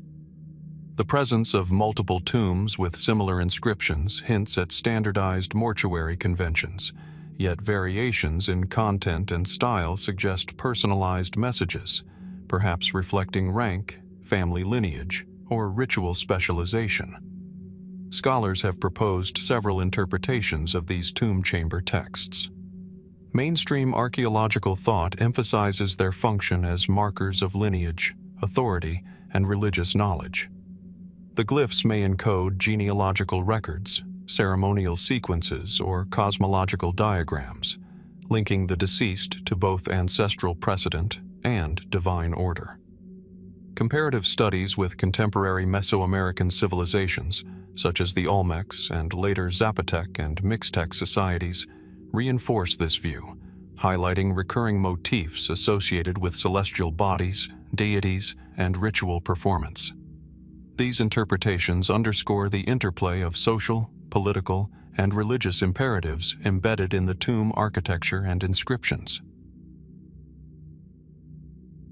Alternative hypotheses venture further into interpretive territory. Some researchers suggest that certain glyph sequences might have encoded esoteric knowledge, accessible only to ritual specialists or the deceased themselves. Patterns that resist easy translation could indicate symbolic representations of astronomical cycles, calendrical computations, or secret codes for ceremonial practice. Others have posited that tomb texts functioned as mnemonic devices, guiding descendants in ritual performance or maintaining continuity in complex ceremonial calendars. In each case, the texts are understood as active agents in the cultural and spiritual life of Monte Albán, rather than static decorations. Several aspects of these tomb texts remain partially unresolved. The precise reading of many glyphs eludes modern understanding. While substantial progress has been made in cataloging and contextual analysis, the Zapotec writing system predates fully decipherable scripts and exhibits variability across time and region. The relationship between tomb texts and other burial goods, ceramic vessels, jewelry, and offerings, also invites speculation. Did the glyphs serve as explanatory labels for the accompanying objects, or were they symbolic invocations independent of material content? Archaeological evidence suggests both possibilities. Some glyphs appear tightly integrated with objects, while others occupy wall spaces or stelae with no immediate functional link, emphasizing symbolic rather than practical purpose. When we compare Monte Albán's tomb inscriptions with other ancient communicative artifacts, an intriguing pattern emerges. Much like the jade suits of Han China, the tomb texts represent a conscious effort to embed identity, status, and knowledge into durable forms that transcend the lifespan of the individual. Unlike the jade, however, the Monte Albán texts convey complex symbolic language rather than physical preservation, emphasizing cognitive and ritual longevity over corporeal endurance. In this sense, they complement the broader human tendency observed in buried messages worldwide. Whether carved in jade, written on silk, or etched in lead, These artifacts encode cultural values, personal identity, and spiritual intent in media capable of enduring the ravages of time. Observational insights further highlight the sophistication of the Zapotec approach. Spatial arrangement within tombs is deliberate. Glyphs are often aligned with cardinal directions, principal axes of the tomb, or key architectural features. Variations in color, depth of incision, and placement suggest hierarchical coding, emphasizing certain messages over others. These details indicate not only technical mastery, but a nuanced understanding of ritual semiotics, wherein location, scale, and visual prominence communicate layered meanings beyond the immediate textual content. Reasoned speculation fills remaining gaps. Given the evident emphasis on lineage, ritual, and cosmology, it is plausible that tomb chamber texts functioned as both mnemonic and protective devices, securing the social memory of the deceased, codifying ritual knowledge for successors, and establishing symbolic continuity with the cosmos. The patterns of repetition and variation support the idea of dual-purpose communication, conveying information accessible to contemporaries while also speaking to forces or realms beyond human perception. The absence of complete decipherment leaves room for interpretive nuance, inviting ongoing inquiry into the interplay of language, ritual, and architecture. Synthesizing these observations, a coherent narrative emerges. The tomb chamber texts of Monte Albán are at once practical, symbolic, and spiritual. They encode identity and authority, mediate between the living and the dead, and preserve ritual knowledge that underpins civic and religious life. While some glyphs remain opaque to modern scholars, the structural, spatial, and material context allows us to understand their function as embedded messages of power, memory, and transcendence. Like other artifacts explored in this series, jade suits, silk manuscripts, and lead tablets, they exemplify humanity's enduring desire to leave traces that survive the erosion of time, bridging the temporal divide between life and death. In conclusion, the tomb chamber texts of Monte Albán illuminate a civilization deeply concerned with legacy, ritual precision, and symbolic communication. Their inscriptions, carefully integrated with tomb architecture and burial goods, reflect a society that invested considerable resources in preserving authority, lineage, and spiritual knowledge. While the full meaning of every glyph remains elusive, in this way, Monte Albán's tomb texts continue the broader narrative of buried messages worldwide, a testament to human ingenuity, ritual imagination, and the desire to communicate across the centuries. Continuing our journey through the hidden messages buried within ancient tombs, we turn now from the monumental tomb chamber texts of Monte Albán to a far more intimate and hauntingly enigmatic artifact, the Curse of Petety. While the Zapotec inscriptions speak in formal, structured glyphs of lineage and ritual authority, the Curse of Petety resonates with a different kind of urgency, a personal, almost visceral invocation that transcends time in its intent to reach beyond the grave. To anchor this exploration, let us return briefly to the granaries of the Harappan civilization, which have served as our point of departure for understanding ancient practices of material and symbolic preservation. These granaries, rising in disciplined rows across the fertile plains of the Indus Valley, were formidable structures of mud brick, sometimes reinforced with baked brick, with carefully vaulted ceilings designed to protect vast stores of grain from moisture, pests, and seasonal floods. Their interiors, cool and dim, speak to a sophisticated understanding of both environmental management and community organization. Each granary could hold thousands of bushels, arranged methodically to allow access while maintaining stability. Their very presence attests to the centralization of resources, the regulation of trade, and the maintenance of social order within early urban centers. From these factual observations, we can draw logical inferences about their broader societal role. Granaries were not simply storage spaces. They were instruments of control and planning. Their scale and careful placement within urban grids suggest a civilization attuned to the logistics of sustenance, capable of planning for scarcity, and sensitive to the symbolic significance of food as a stabilizing force. Within this framework, the act of preserving, whether grain or messages, carries a weight that extends beyond the immediate material. It is a gesture toward continuity, whether of life, memory, or ritual authority. This principle will guide our examination of the Curse of Petety, which, though smaller in scale, operates on a similar human impulse, to exert influence beyond the mortal span of its creator. The Curse of Petety was discovered in a modest burial chamber, hidden beneath layers of soil and centuries of detritus, its surface inscribed with characters and incantations that immediately suggest deliberate, directed intent. The tablet itself, modest in size, is crafted from clay hardened by fire, with edges worn smooth by time.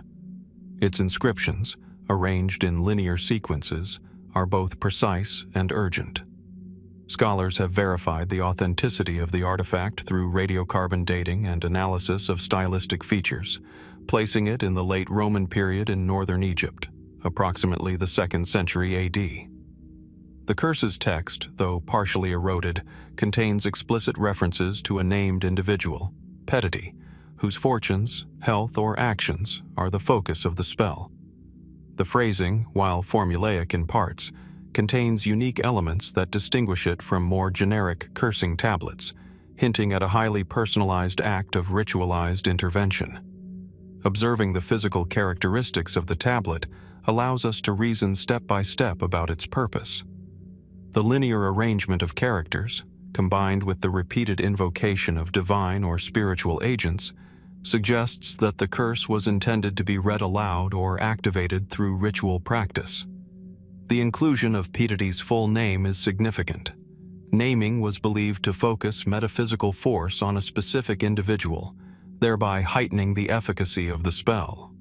Furthermore, minute traces of organic matter on the clay's surface, likely plant resin or oil, imply that the curse may have been anointed or ritually energized prior to placement. Such evidence reinforces the hypothesis that the tablet was not merely symbolic. It was intended to operate as an active instrument, influencing real-world outcomes through spiritual channels. From this foundation, multiple interpretations emerge.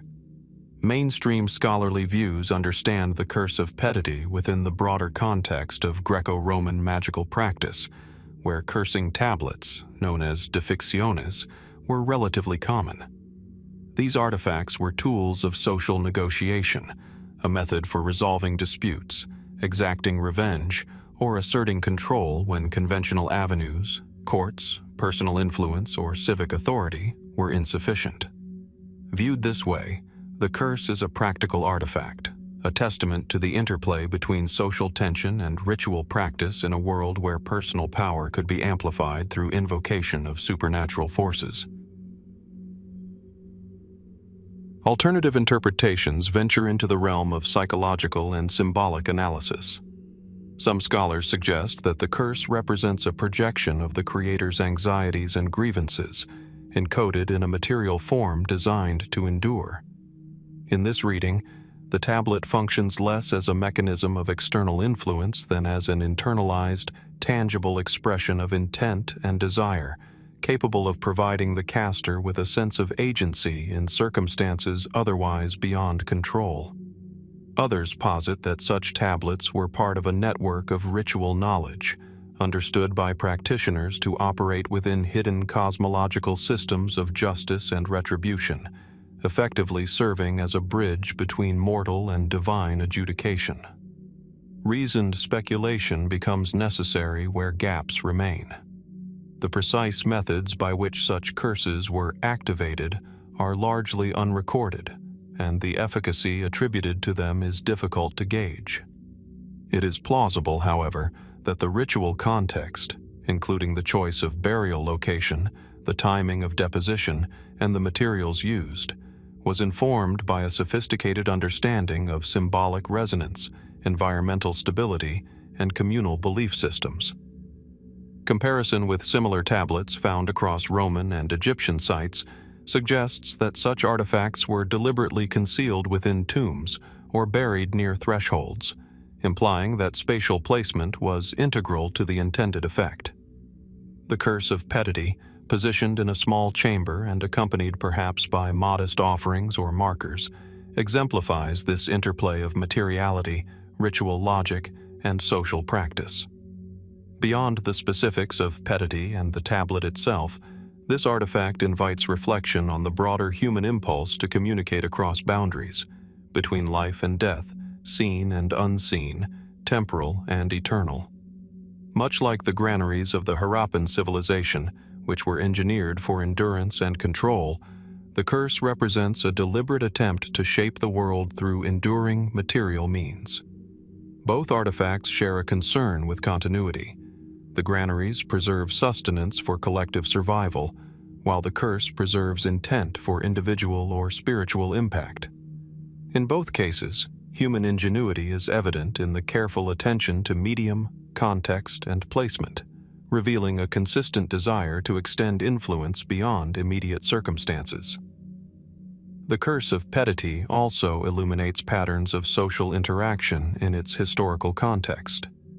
The specificity of the text indicates personal conflict, suggesting that Roman-era Egyptian society allowed, or at least tolerated, ritualized expressions of grievance. The tablet embodies a negotiation between legal or civic channels and esoteric ritual avenues for redress. Here, the material form of the curse, clay inscribed with words and anointed with ritual substances, translates abstract desires for justice, retribution, or protection into a tangible, enduring object. This duality, both practical and symbolic, reinforces the human inclination to codify intention in a way that outlives the immediate moment. In comparison to other ancient messages, the curse of Petety presents a distinct but complementary paradigm. Whereas tomb inscriptions, jade suits, or silk manuscripts primarily communicate memory, lineage, or instruction, a curse communicates intent with immediacy and directed purpose. Yet all these forms share commonalities. They rely on material durability, ritualized or formalized structure, and the projection of human will across time. They are artifacts of foresight and imagination, bridging mortality and memory, action and effect, human perception and metaphysical aspiration. Synthesizing these observations, the curse of Petety emerges as an artifact of layered significance. Its physical characteristics, compact form, precise inscriptions, evidence of ritual anointment, demonstrate intentionality and technical skill. Its social and ritual contexts suggest a sophisticated understanding of symbolic agency, integrating personal grievance, communal belief, and spiritual cosmology.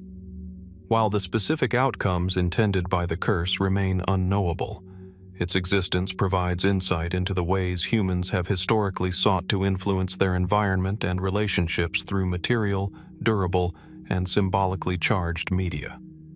In conclusion, the curse of Petety exemplifies the enduring human desire to communicate beyond the immediate, to assert agency where ordinary measures may fail, and to inscribe intention into durable, meaningful forms. Its careful craftsmanship, ritualized context, and personalized focus illuminate the sophistication of Roman-era magical practice, while reminding us of the universality of the impulse to leave traces that endure beyond a single lifetime. Though many details remain uncertain, the precise reading of every inscription, the ritual methods of activation, and the societal reception of such curses, the artifact's existence reinforced. Before turning to the final example in this sequence of buried messages, it is worth briefly returning to the architectural logic that has quietly underpinned so many of these discoveries. In the ancient cities of the Indus Valley, granaries were not isolated buildings but integrated components of urban design. Constructed from standardized baked bricks, often arranged in precise geometric blocks, They were elevated above ground level to protect against seasonal flooding and moisture. Their internal chambers, arranged in parallel or grid-like sequences, suggest controlled airflow and systematic storage rather than improvised accumulation. From these physical characteristics, several grounded inferences emerge.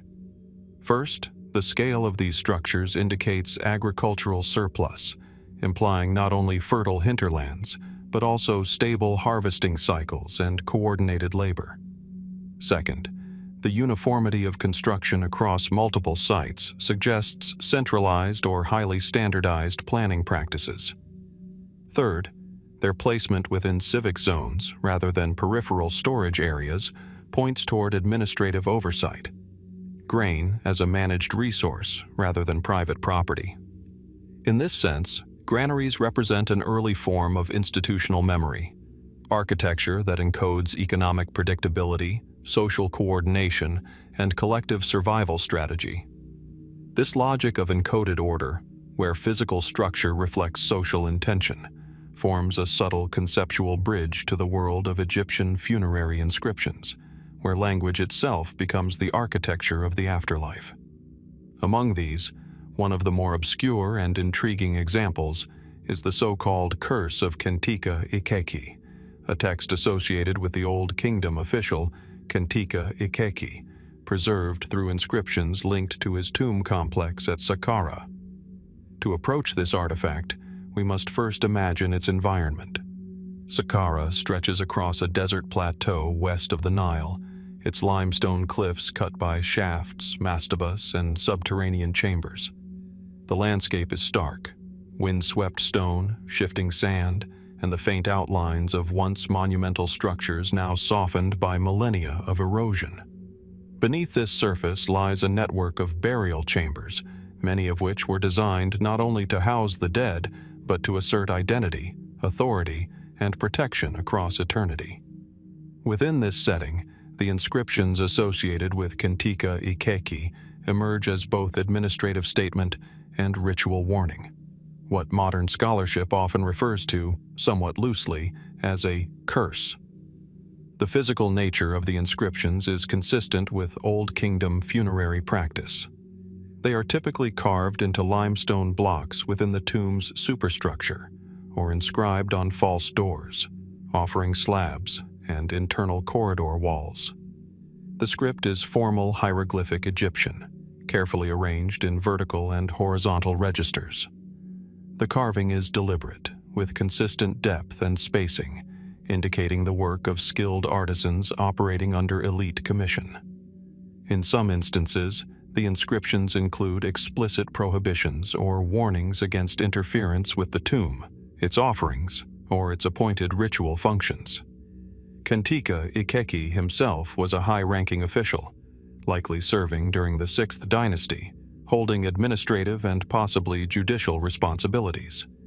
His tomb inscriptions reflect not only his personal status, but also his concern with preservation of offerings, ritual continuity, and the sanctity of his burial space. The so-called curse elements typically appear in formulaic statements that invoke divine or royal authority to punish those who would disturb the tomb or violate its offerings.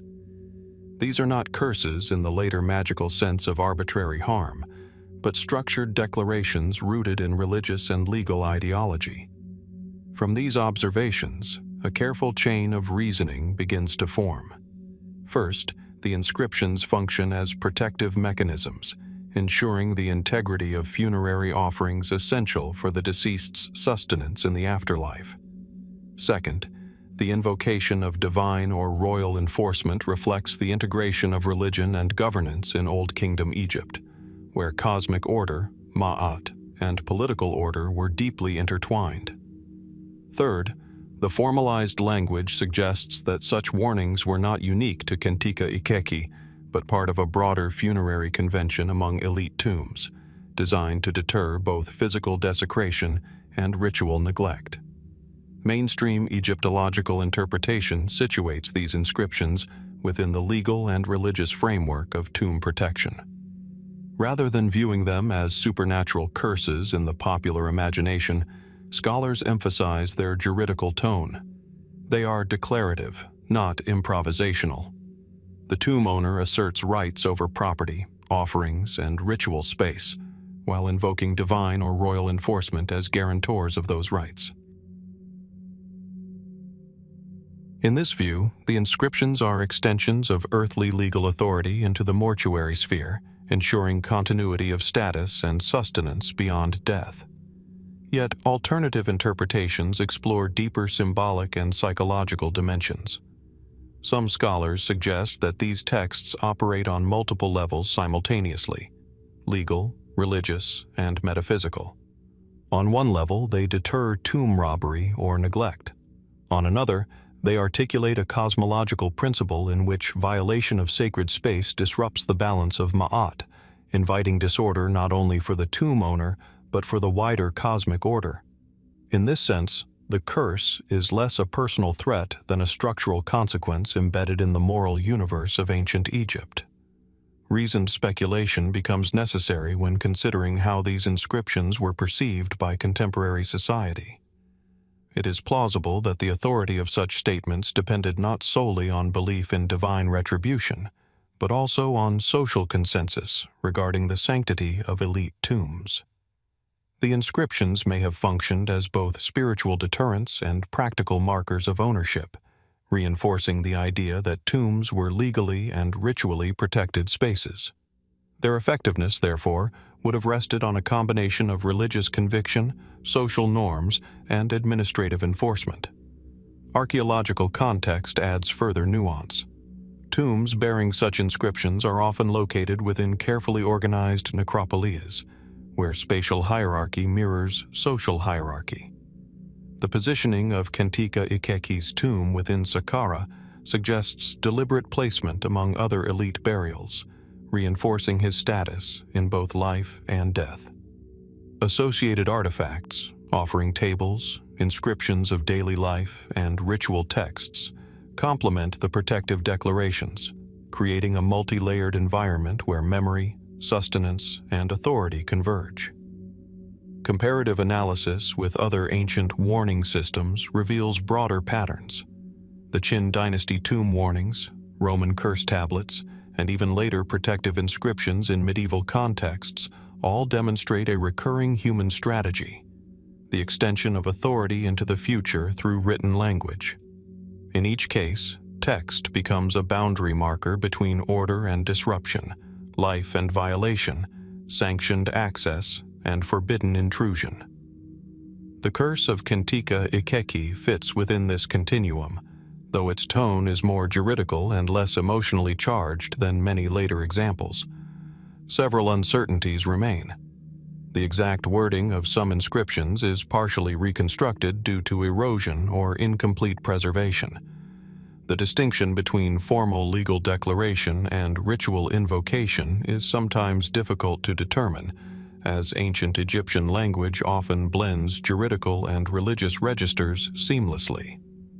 Additionally, while the protective intent is clear, the extent to which such inscriptions were believed to exert literal metaphysical force versus symbolic authority remains a matter of interpretation.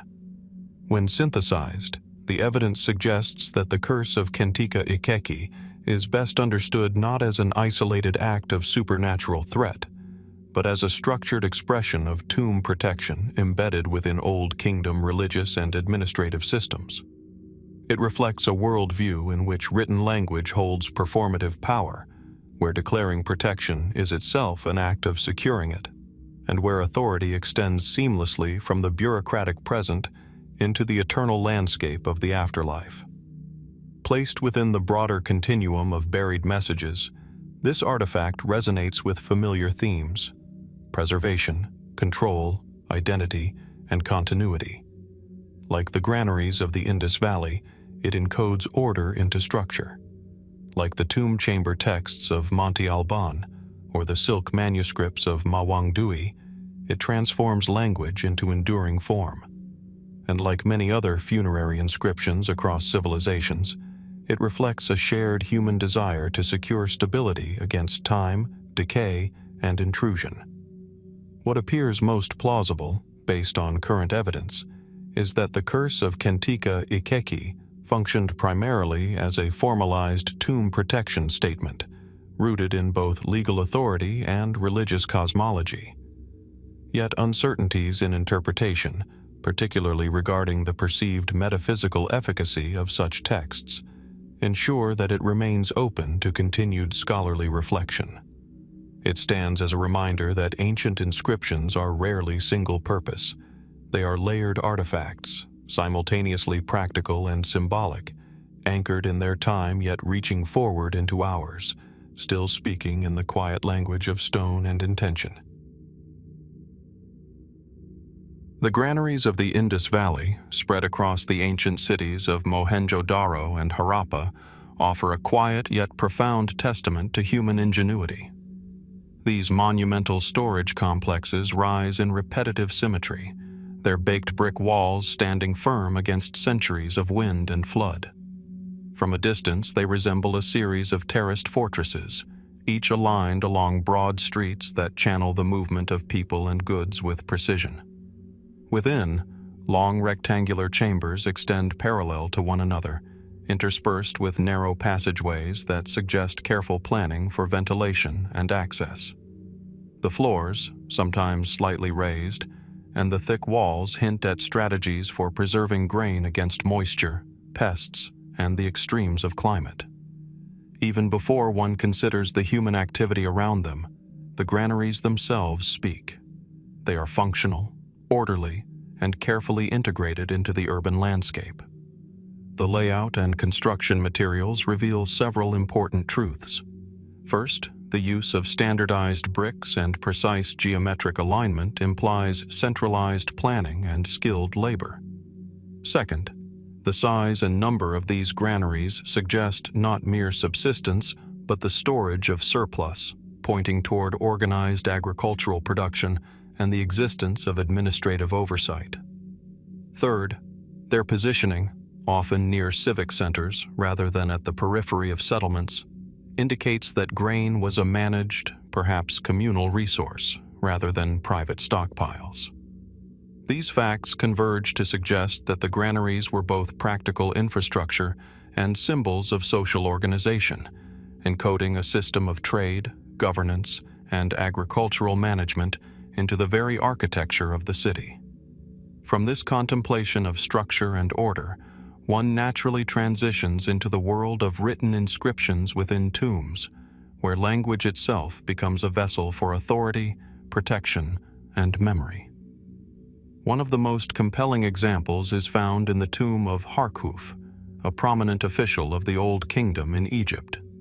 Harkhuf served as an expedition leader under Pharaoh Merenri II during the 6th Dynasty, and his tomb at Aswan, carefully carved into the desert cliffs, contains inscriptions that reveal both personal history and broader social structures of the period. Entering Harkhuf's tomb, one is immediately struck by the cool, enclosed atmosphere of the chambers, a stark contrast to the bright, arid plateau outside. The walls are lined with detailed hieroglyphic inscriptions, carefully etched into smooth limestone, preserving a narrative that spans both travel and diplomacy. Among these texts, the story of Harkhuf's journeys to Nubia stands out. He recounts negotiating with local leaders, transporting exotic goods, and securing tribute on behalf of the pharaoh. Every line is deliberate. The hieroglyphs are not merely decorative, but meticulously aligned, demonstrating the skill of artisans tasked with preserving both narrative and social memory. The inscriptions serve multiple purposes. On one level, they are historical records, chronicling Harkhuf's achievements and ensuring that his contributions are remembered and honored. On another, they operate as a form of social validation. The depiction of journeys, trade, and offerings emphasizes his proximity to royal authority and his indispensable role in maintaining Egypt's territorial and economic networks. Finally, the texts contain subtle protective undertones, invoking the pharaoh and the gods to secure Harkhuf's legacy and safeguard the tomb against desecration, resonating with broader Egyptian traditions of tomb warnings and funerary curses. step by step, one can trace the reasoning behind the inscription's composition. The inclusion of foreign expeditions and the transport of rare commodities underscores Harkhuf's administrative competence and the interconnectivity of Egypt with neighboring regions. The hieroglyphs themselves, meticulously carved and often repeated in ritual formulae, suggest a concern with both accuracy and durability. Text as infrastructure, akin to the physical granaries of the Indus Valley, securing not grain but narrative, social capital, and spiritual continuity. Furthermore, the invocation of divine and royal authority in these texts functions as both a deterrent and a legitimizing framework. Those who might defile the tomb or forget Harkhuf's deeds would be understood as acting against cosmic and political order. Scholarly interpretation generally supports a dual reading of Harkhuf's inscriptions. On the one hand, they are factual and administrative, reflecting real events and practical achievements in governance, trade, and diplomacy. On the other, they are performative, designed to project enduring authority and ensure the tomb's protection across time. Alternative hypotheses, though less widely endorsed, suggest that some elements, particularly the protective formulas, may have carried a psychological or ritual force for contemporary viewers. In this reading, the inscriptions act not merely as warnings, but as a metaphysical contract, tying Harkhuf's memory, the pharaoh's authority, and the god's sanction into a single protective schema. Archaeological context reinforces this understanding. Harkhuf's tomb is situated within the necropolis of Aswan, an area chosen both for its proximity to the Nile's southern frontier and for its prominence within the Old Kingdom's mortuary landscape. Nearby mastabas, funerary chapels, and subsidiary tombs indicate a carefully organized cemetery, reflecting hierarchical relationships between officials, the royal court, and religious authorities. The physical placement of the tomb, elevated and overlooking the Nile, mirrors the social and political prominence articulated within the inscriptions themselves. Each spatial choice complements the textual narrative, reinforcing the broader principle that architecture and inscription are mutually constitutive. One encodes protection and authority in stone, the other in language. Reasoned speculation becomes necessary when examining subtler features of the inscriptions. Certain passages recount negotiations with Nubian rulers using language that conveys diplomacy, hierarchy, and tribute exchange. Yet some details remain ambiguous due to wear, later restoration, or interpretive gaps in the hieroglyphic record. Scholars have debated whether these textual elements were primarily celebratory, propagandistic, or ritualized protective devices. Comparing Harkhuf's inscriptions with other Old Kingdom tomb texts suggests that all three functions coexist. The narrative affirms status, the protective formulas secure memory, and the detailed logistics of tribute and travel demonstrate administrative precision. Several inferences can be drawn from this analysis.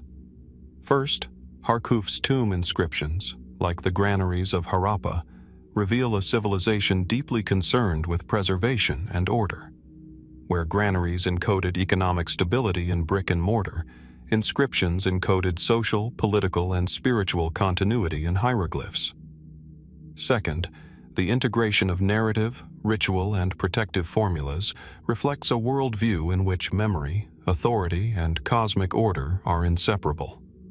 Third, the inscriptions demonstrate that written language in the Old Kingdom functioned as both record and instrument, enabling individuals to project influence beyond the temporal limits of their own lives. Comparative insight enriches this perspective. Across civilizations, tomb inscriptions, silk manuscripts, and lead scrolls repeatedly demonstrate a desire to manage the future through text. The granaries of Harappa ensured the community's survival by controlling material resources. Harkhuf's inscriptions ensured personal and administrative legacy by controlling narrative resources. Both cases highlight a deep human impulse to stabilize uncertainty, whether in the physical realm of food or the metaphysical realm of memory and authority. Yet uncertainties endure. The precise impact of Harkhuf's inscriptions on contemporaneous viewers remains unknown, as does the degree to which the protective formulas were perceived as spiritually potent versus socially normative.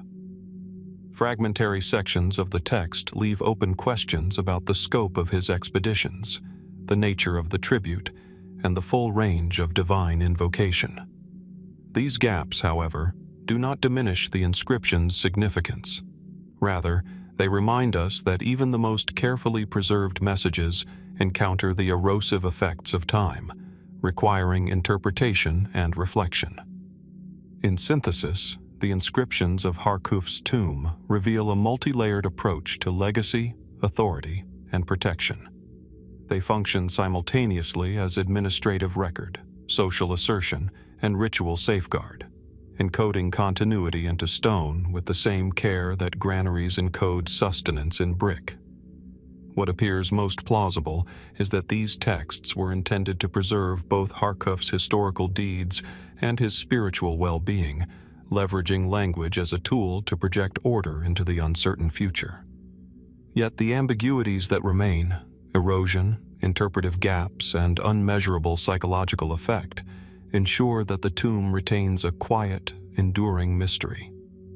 Like the granaries, the tomb itself becomes a vessel of deliberate planning, resilience, and human intention, standing silently as a dialogue across millennia between the living, the dead, and the inescapable passage of time. The granaries of the Indus Valley civilization, first encountered as silent geometric forms rising from the alluvial plains, continue to anchor our understanding of early urban order. Their presence at sites such as Harappa and Mohenjo-Daro is not dramatic in the theatrical sense of later monumental architecture, but instead quietly authoritative. Built from uniformly sized baked bricks, carefully laid in precise courses, these structures form elongated blocks and parallel chambers, often elevated on platforms that protect them from seasonal flooding and ground moisture. The environment surrounding them is equally telling. These cities were positioned along ancient river systems that shifted unpredictably over time, requiring adaptive planning. Within that context, the granaries stand as controlled environments embedded in an otherwise fluid landscape. Narrow lanes guide movement around them, suggesting regulated access. Adjacent open platforms likely served as threshing floors or loading areas. The spatial logic is deliberate. Storage, processing, and distribution appear integrated rather than separated, implying an urban system where food management was centralized and carefully supervised. From these physical observations, several grounded inferences emerge. The scale of construction suggests surplus agriculture, not subsistence living. The uniformity of materials and dimensions indicates standardized production techniques, which in turn imply administrative oversight. The strategic placement within urban cores suggests that grain was not merely stored, but managed as a civic resource. Taken together, these facts point toward a civilization in which food security was organized through institutional mechanisms rather than purely household-level storage. The granaries, therefore, are not just buildings. They are expressions of governance, stability, and long-range planning. It is from this structured logic of preservation that we transition into a very different kind of preservation, not of grain or bodies, but of authority, memory, and divine retribution. In the fractured political landscape of First Intermediate Period Egypt, where central authority weakened and regional rulers asserted autonomy, inscriptions began to take on sharper emotional and ideological tones. Among these is the so-called Curse of Ankhtifi, associated with the nomarch Ankhtifi of Hierakonpolis, a provincial governor whose autobiographical inscriptions carved into his tomb walls present one of the most vivid personal narratives of crisis and control in ancient Egyptian history. The tomb itself is carved into the limestone cliffs of El Moala, overlooking the Nile Valley. The surrounding environment is austere: rocky escarpments, shifting desert sands, and the distant green ribbon of cultivated land along the river. Unlike the grand unified necropolias of earlier periods, this landscape reflects fragmentation, political, economic, and social. Within this setting, Ankhtifi's tomb is both a personal monument and a declaration of authority, its walls inscribed with texts that blend autobiography, political commentary, and what later tradition interprets as curse-like invocations against disorder and opposition. The inscriptions are executed in cursive hieroglyphic style, carved with varying depth and precision, suggesting multiple phases of inscription or the involvement of different artisans. The language is forceful, even stark. Ankhtifi describes a world in collapse, famine, social breakdown, and political instability. He presents himself as a savior figure who restored order, distributed grain, and maintained stability when central authority failed. Within this narrative, he also invokes divine sanction and implicit threats against those who would disrupt his legacy or challenge his authority. To understand the so-called curse elements, we must proceed step by step from observation to interpretation. First, the inscriptions are autobiographical, framing Ankhtifi as both witness and actor in a period of crisis. Second, they emphasize distribution of grain and control of resources, linking his authority directly to the same logic of storage and management seen in earlier granary systems. Third, certain passages invoke divine judgment or describe consequences for disorder, which later scholars interpret as protective or punitive statements extending beyond mere autobiography. From these elements, a coherent inference emerges. The inscriptions function simultaneously as historical record, political legitimization, and ideological safeguard. They are not curses in the later magical sense of ritual tablets or incantations, but rhetorical and religious assertions designed to protect Ankhtifi's legacy and reinforce his authority. The language of divine punishment is embedded within a worldview where social chaos is not merely political failure but cosmic imbalance. In this sense, any threat to Ankhtifi's memory or authority is framed as a disruption of order itself. Mainstream Egyptological interpretation situates these inscriptions within the genre of autobiographical tomb texts, which became particularly prominent during periods of political decentralization. In such contexts, local rulers emphasized their achievements in maintaining order, distributing resources, and upholding Ma'at, the principle of cosmic harmony. The strong language found in Ankhtifi's inscriptions reflects both the instability of the period and the need for regional leaders to assert legitimacy in the absence of strong central rule. The curse-like tone is thus better understood as ideological reinforcement rather than supernatural invocation. However, alternative readings explore additional layers. Some scholars suggest that the intensity of Ankhtifi's language reflects not only political necessity, but psychological reality, a lived experience of scarcity and fragmentation that shaped how authority was conceptualized. In this reading, references to divine punishment and social collapse are not merely rhetorical devices, but expressions of a worldview in which survival, morality, and cosmic order are inseparable. Others propose that the inscriptions may have carried performative force within funerary ritual contexts, where spoken recitation of the text could symbolically activate its protective and legitimizing effects. Reasoned speculation helps fill the gaps left by incomplete preservation and interpretive ambiguity. Portions of the inscriptions are weathered or partially damaged, making precise translation of certain phrases difficult. The boundary between autobiography, ritual declaration, and ideological statement is not always clear, as ancient Egyptian textual culture often blended these functions seamlessly. It is plausible that Ankhtifi's inscriptions were intended to operate on multiple levels simultaneously, as a record of personal achievement, a warning against disorder, and a ritual guarantee of posthumous remembrance. When placed alongside other funerary inscriptions examined in this series, Ankhtifi's texts reveal a consistent pattern.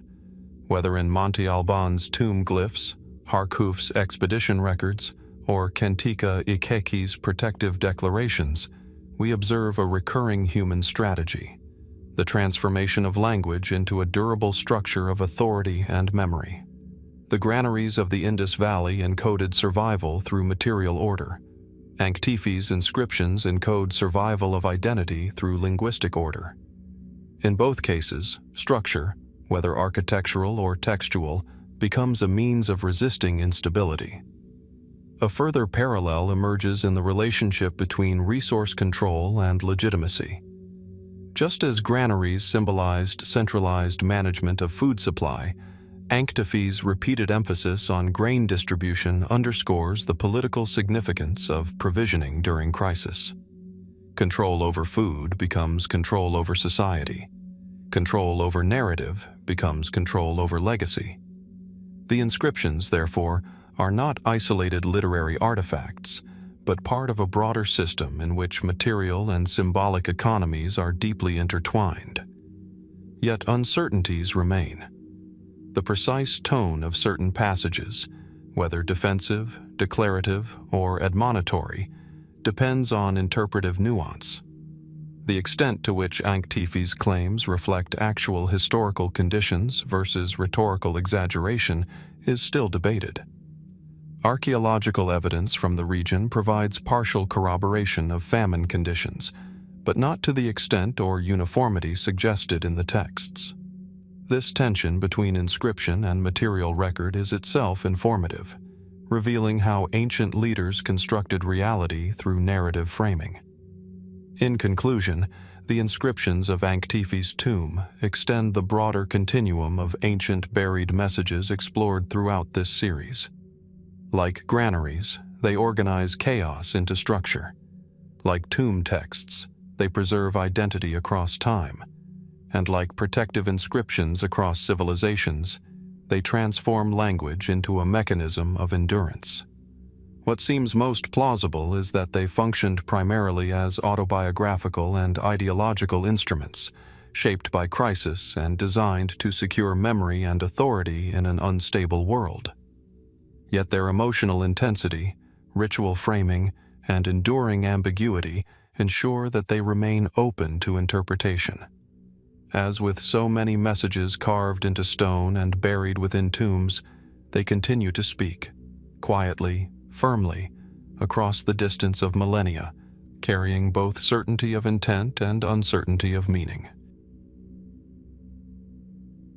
The granaries of the Indus Valley emerge first in the imagination as quiet monuments of order, a counterpoint to the tumultuous narratives of human ambition and mortality that follow in ancient tombs.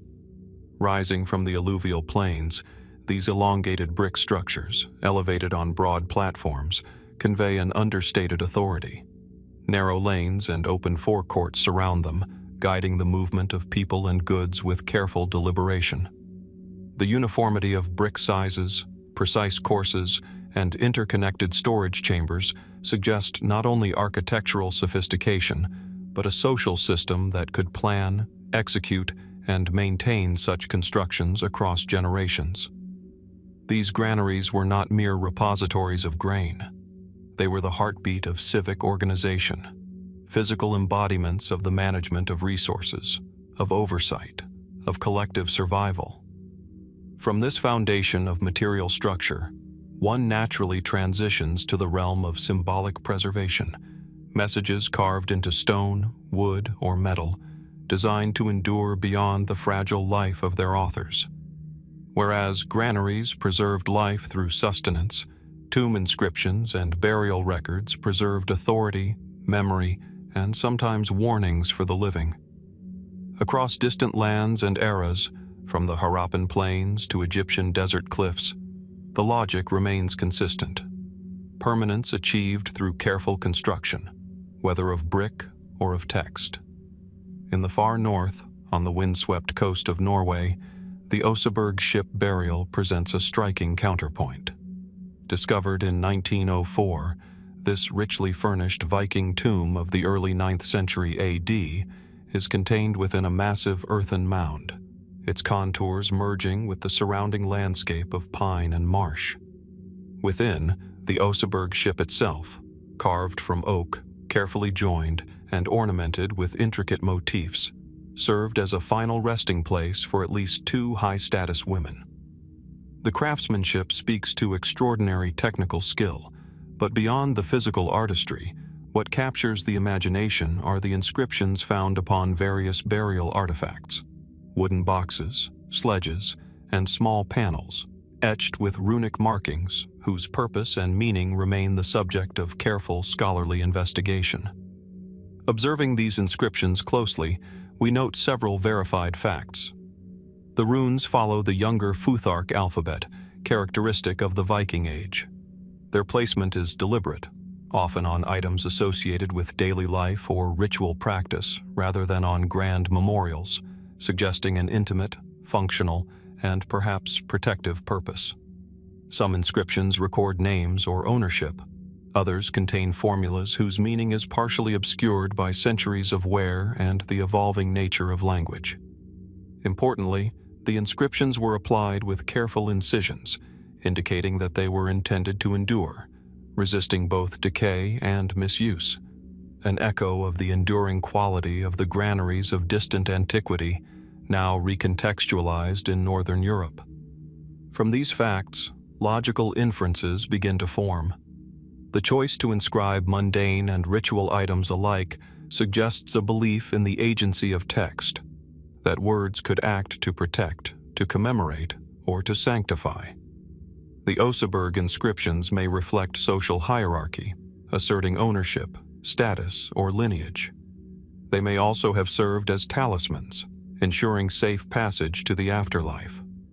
The consistency of rune use, even across varied items, signals a standardized literacy among the artisans or elite who commissioned these objects, paralleling the standardized brickwork of Indus granaries, where form and function both reinforce communal order. Multiple interpretations have emerged among scholars. Mainstream archaeology tends to see these inscriptions as practical and symbolic, markers of identity, expressions of piety, or ritual texts intended to accompany the deceased on their journey. The alternative view suggests that some inscriptions may contain mnemonic or magical functions, coded messages, invocations, or protective formulas whose precise meanings were understood only by initiates or the deceased themselves. This duality, practical and mystical, is central to Viking material culture, in which daily life and cosmology are intertwined. Evidence supports both interpretations. Artifacts bearing inscriptions were clearly part of funeral ritual. Beds, wagons, and containers placed alongside the dead for use in the afterlife. Yet the content of some inscriptions hints at more than mere ownership. Certain runes form sequences that resemble incantatory formulae known from later sources, suggesting a protective or transformative intent. Comparison with continental Germanic funerary practices reveals parallels: the use of written signs to ensure the deceased's safe transition or to maintain the social authority of the family line. Speculative reasoning becomes necessary where evidence is incomplete. The inscriptions on organic materials like wood are often fragmentary, leaving their full narrative or formula obscured. We can hypothesize, by comparison to contemporaneous Norse mythology and ritual practice, that they may have functioned as bridges between worlds, the living and the dead, the mundane and the sacred. Their presence on functional items implies a conceptual continuity between daily life and death. Survival, memory, and ritual efficacy were not separate spheres but integrated into a coherent worldview. Layering these interpretations onto the broader pattern of buried messages illuminates intriguing parallels. Like granaries, inscriptions manage continuity. Granaries preserve life by protecting food. Inscriptions preserve social and spiritual order by protecting memory. Like the texts of Ankhtifi or the curse of Khentika Ikhekhi, the Oseberg runes combine practical, ideological, and protective dimensions.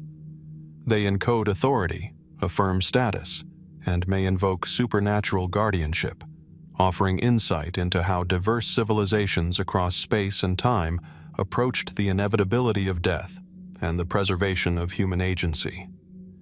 Furthermore, the Oseberg inscriptions highlight the relationship between literacy and power. The commissioning of inscribed objects presupposes both knowledge and means. Only those within a certain social stratum could command skilled artisans and possess sufficient resources for durable, inscribed materials. The inscriptions thus serve a dual purpose.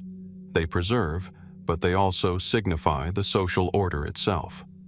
Just as the granaries of the Indus Valley signal organized civic control over essential resources, the runes signal control over cultural memory and ritual practice. Yet, as with all ancient texts, uncertainties remain. The precise meanings of many inscriptions are unresolved. Linguistic shifts, damage, and symbolic ambiguity obscure original intent. It is unclear whether every inscription functioned ritually, pragmatically, or symbolically, or if some items held multiple simultaneous purposes.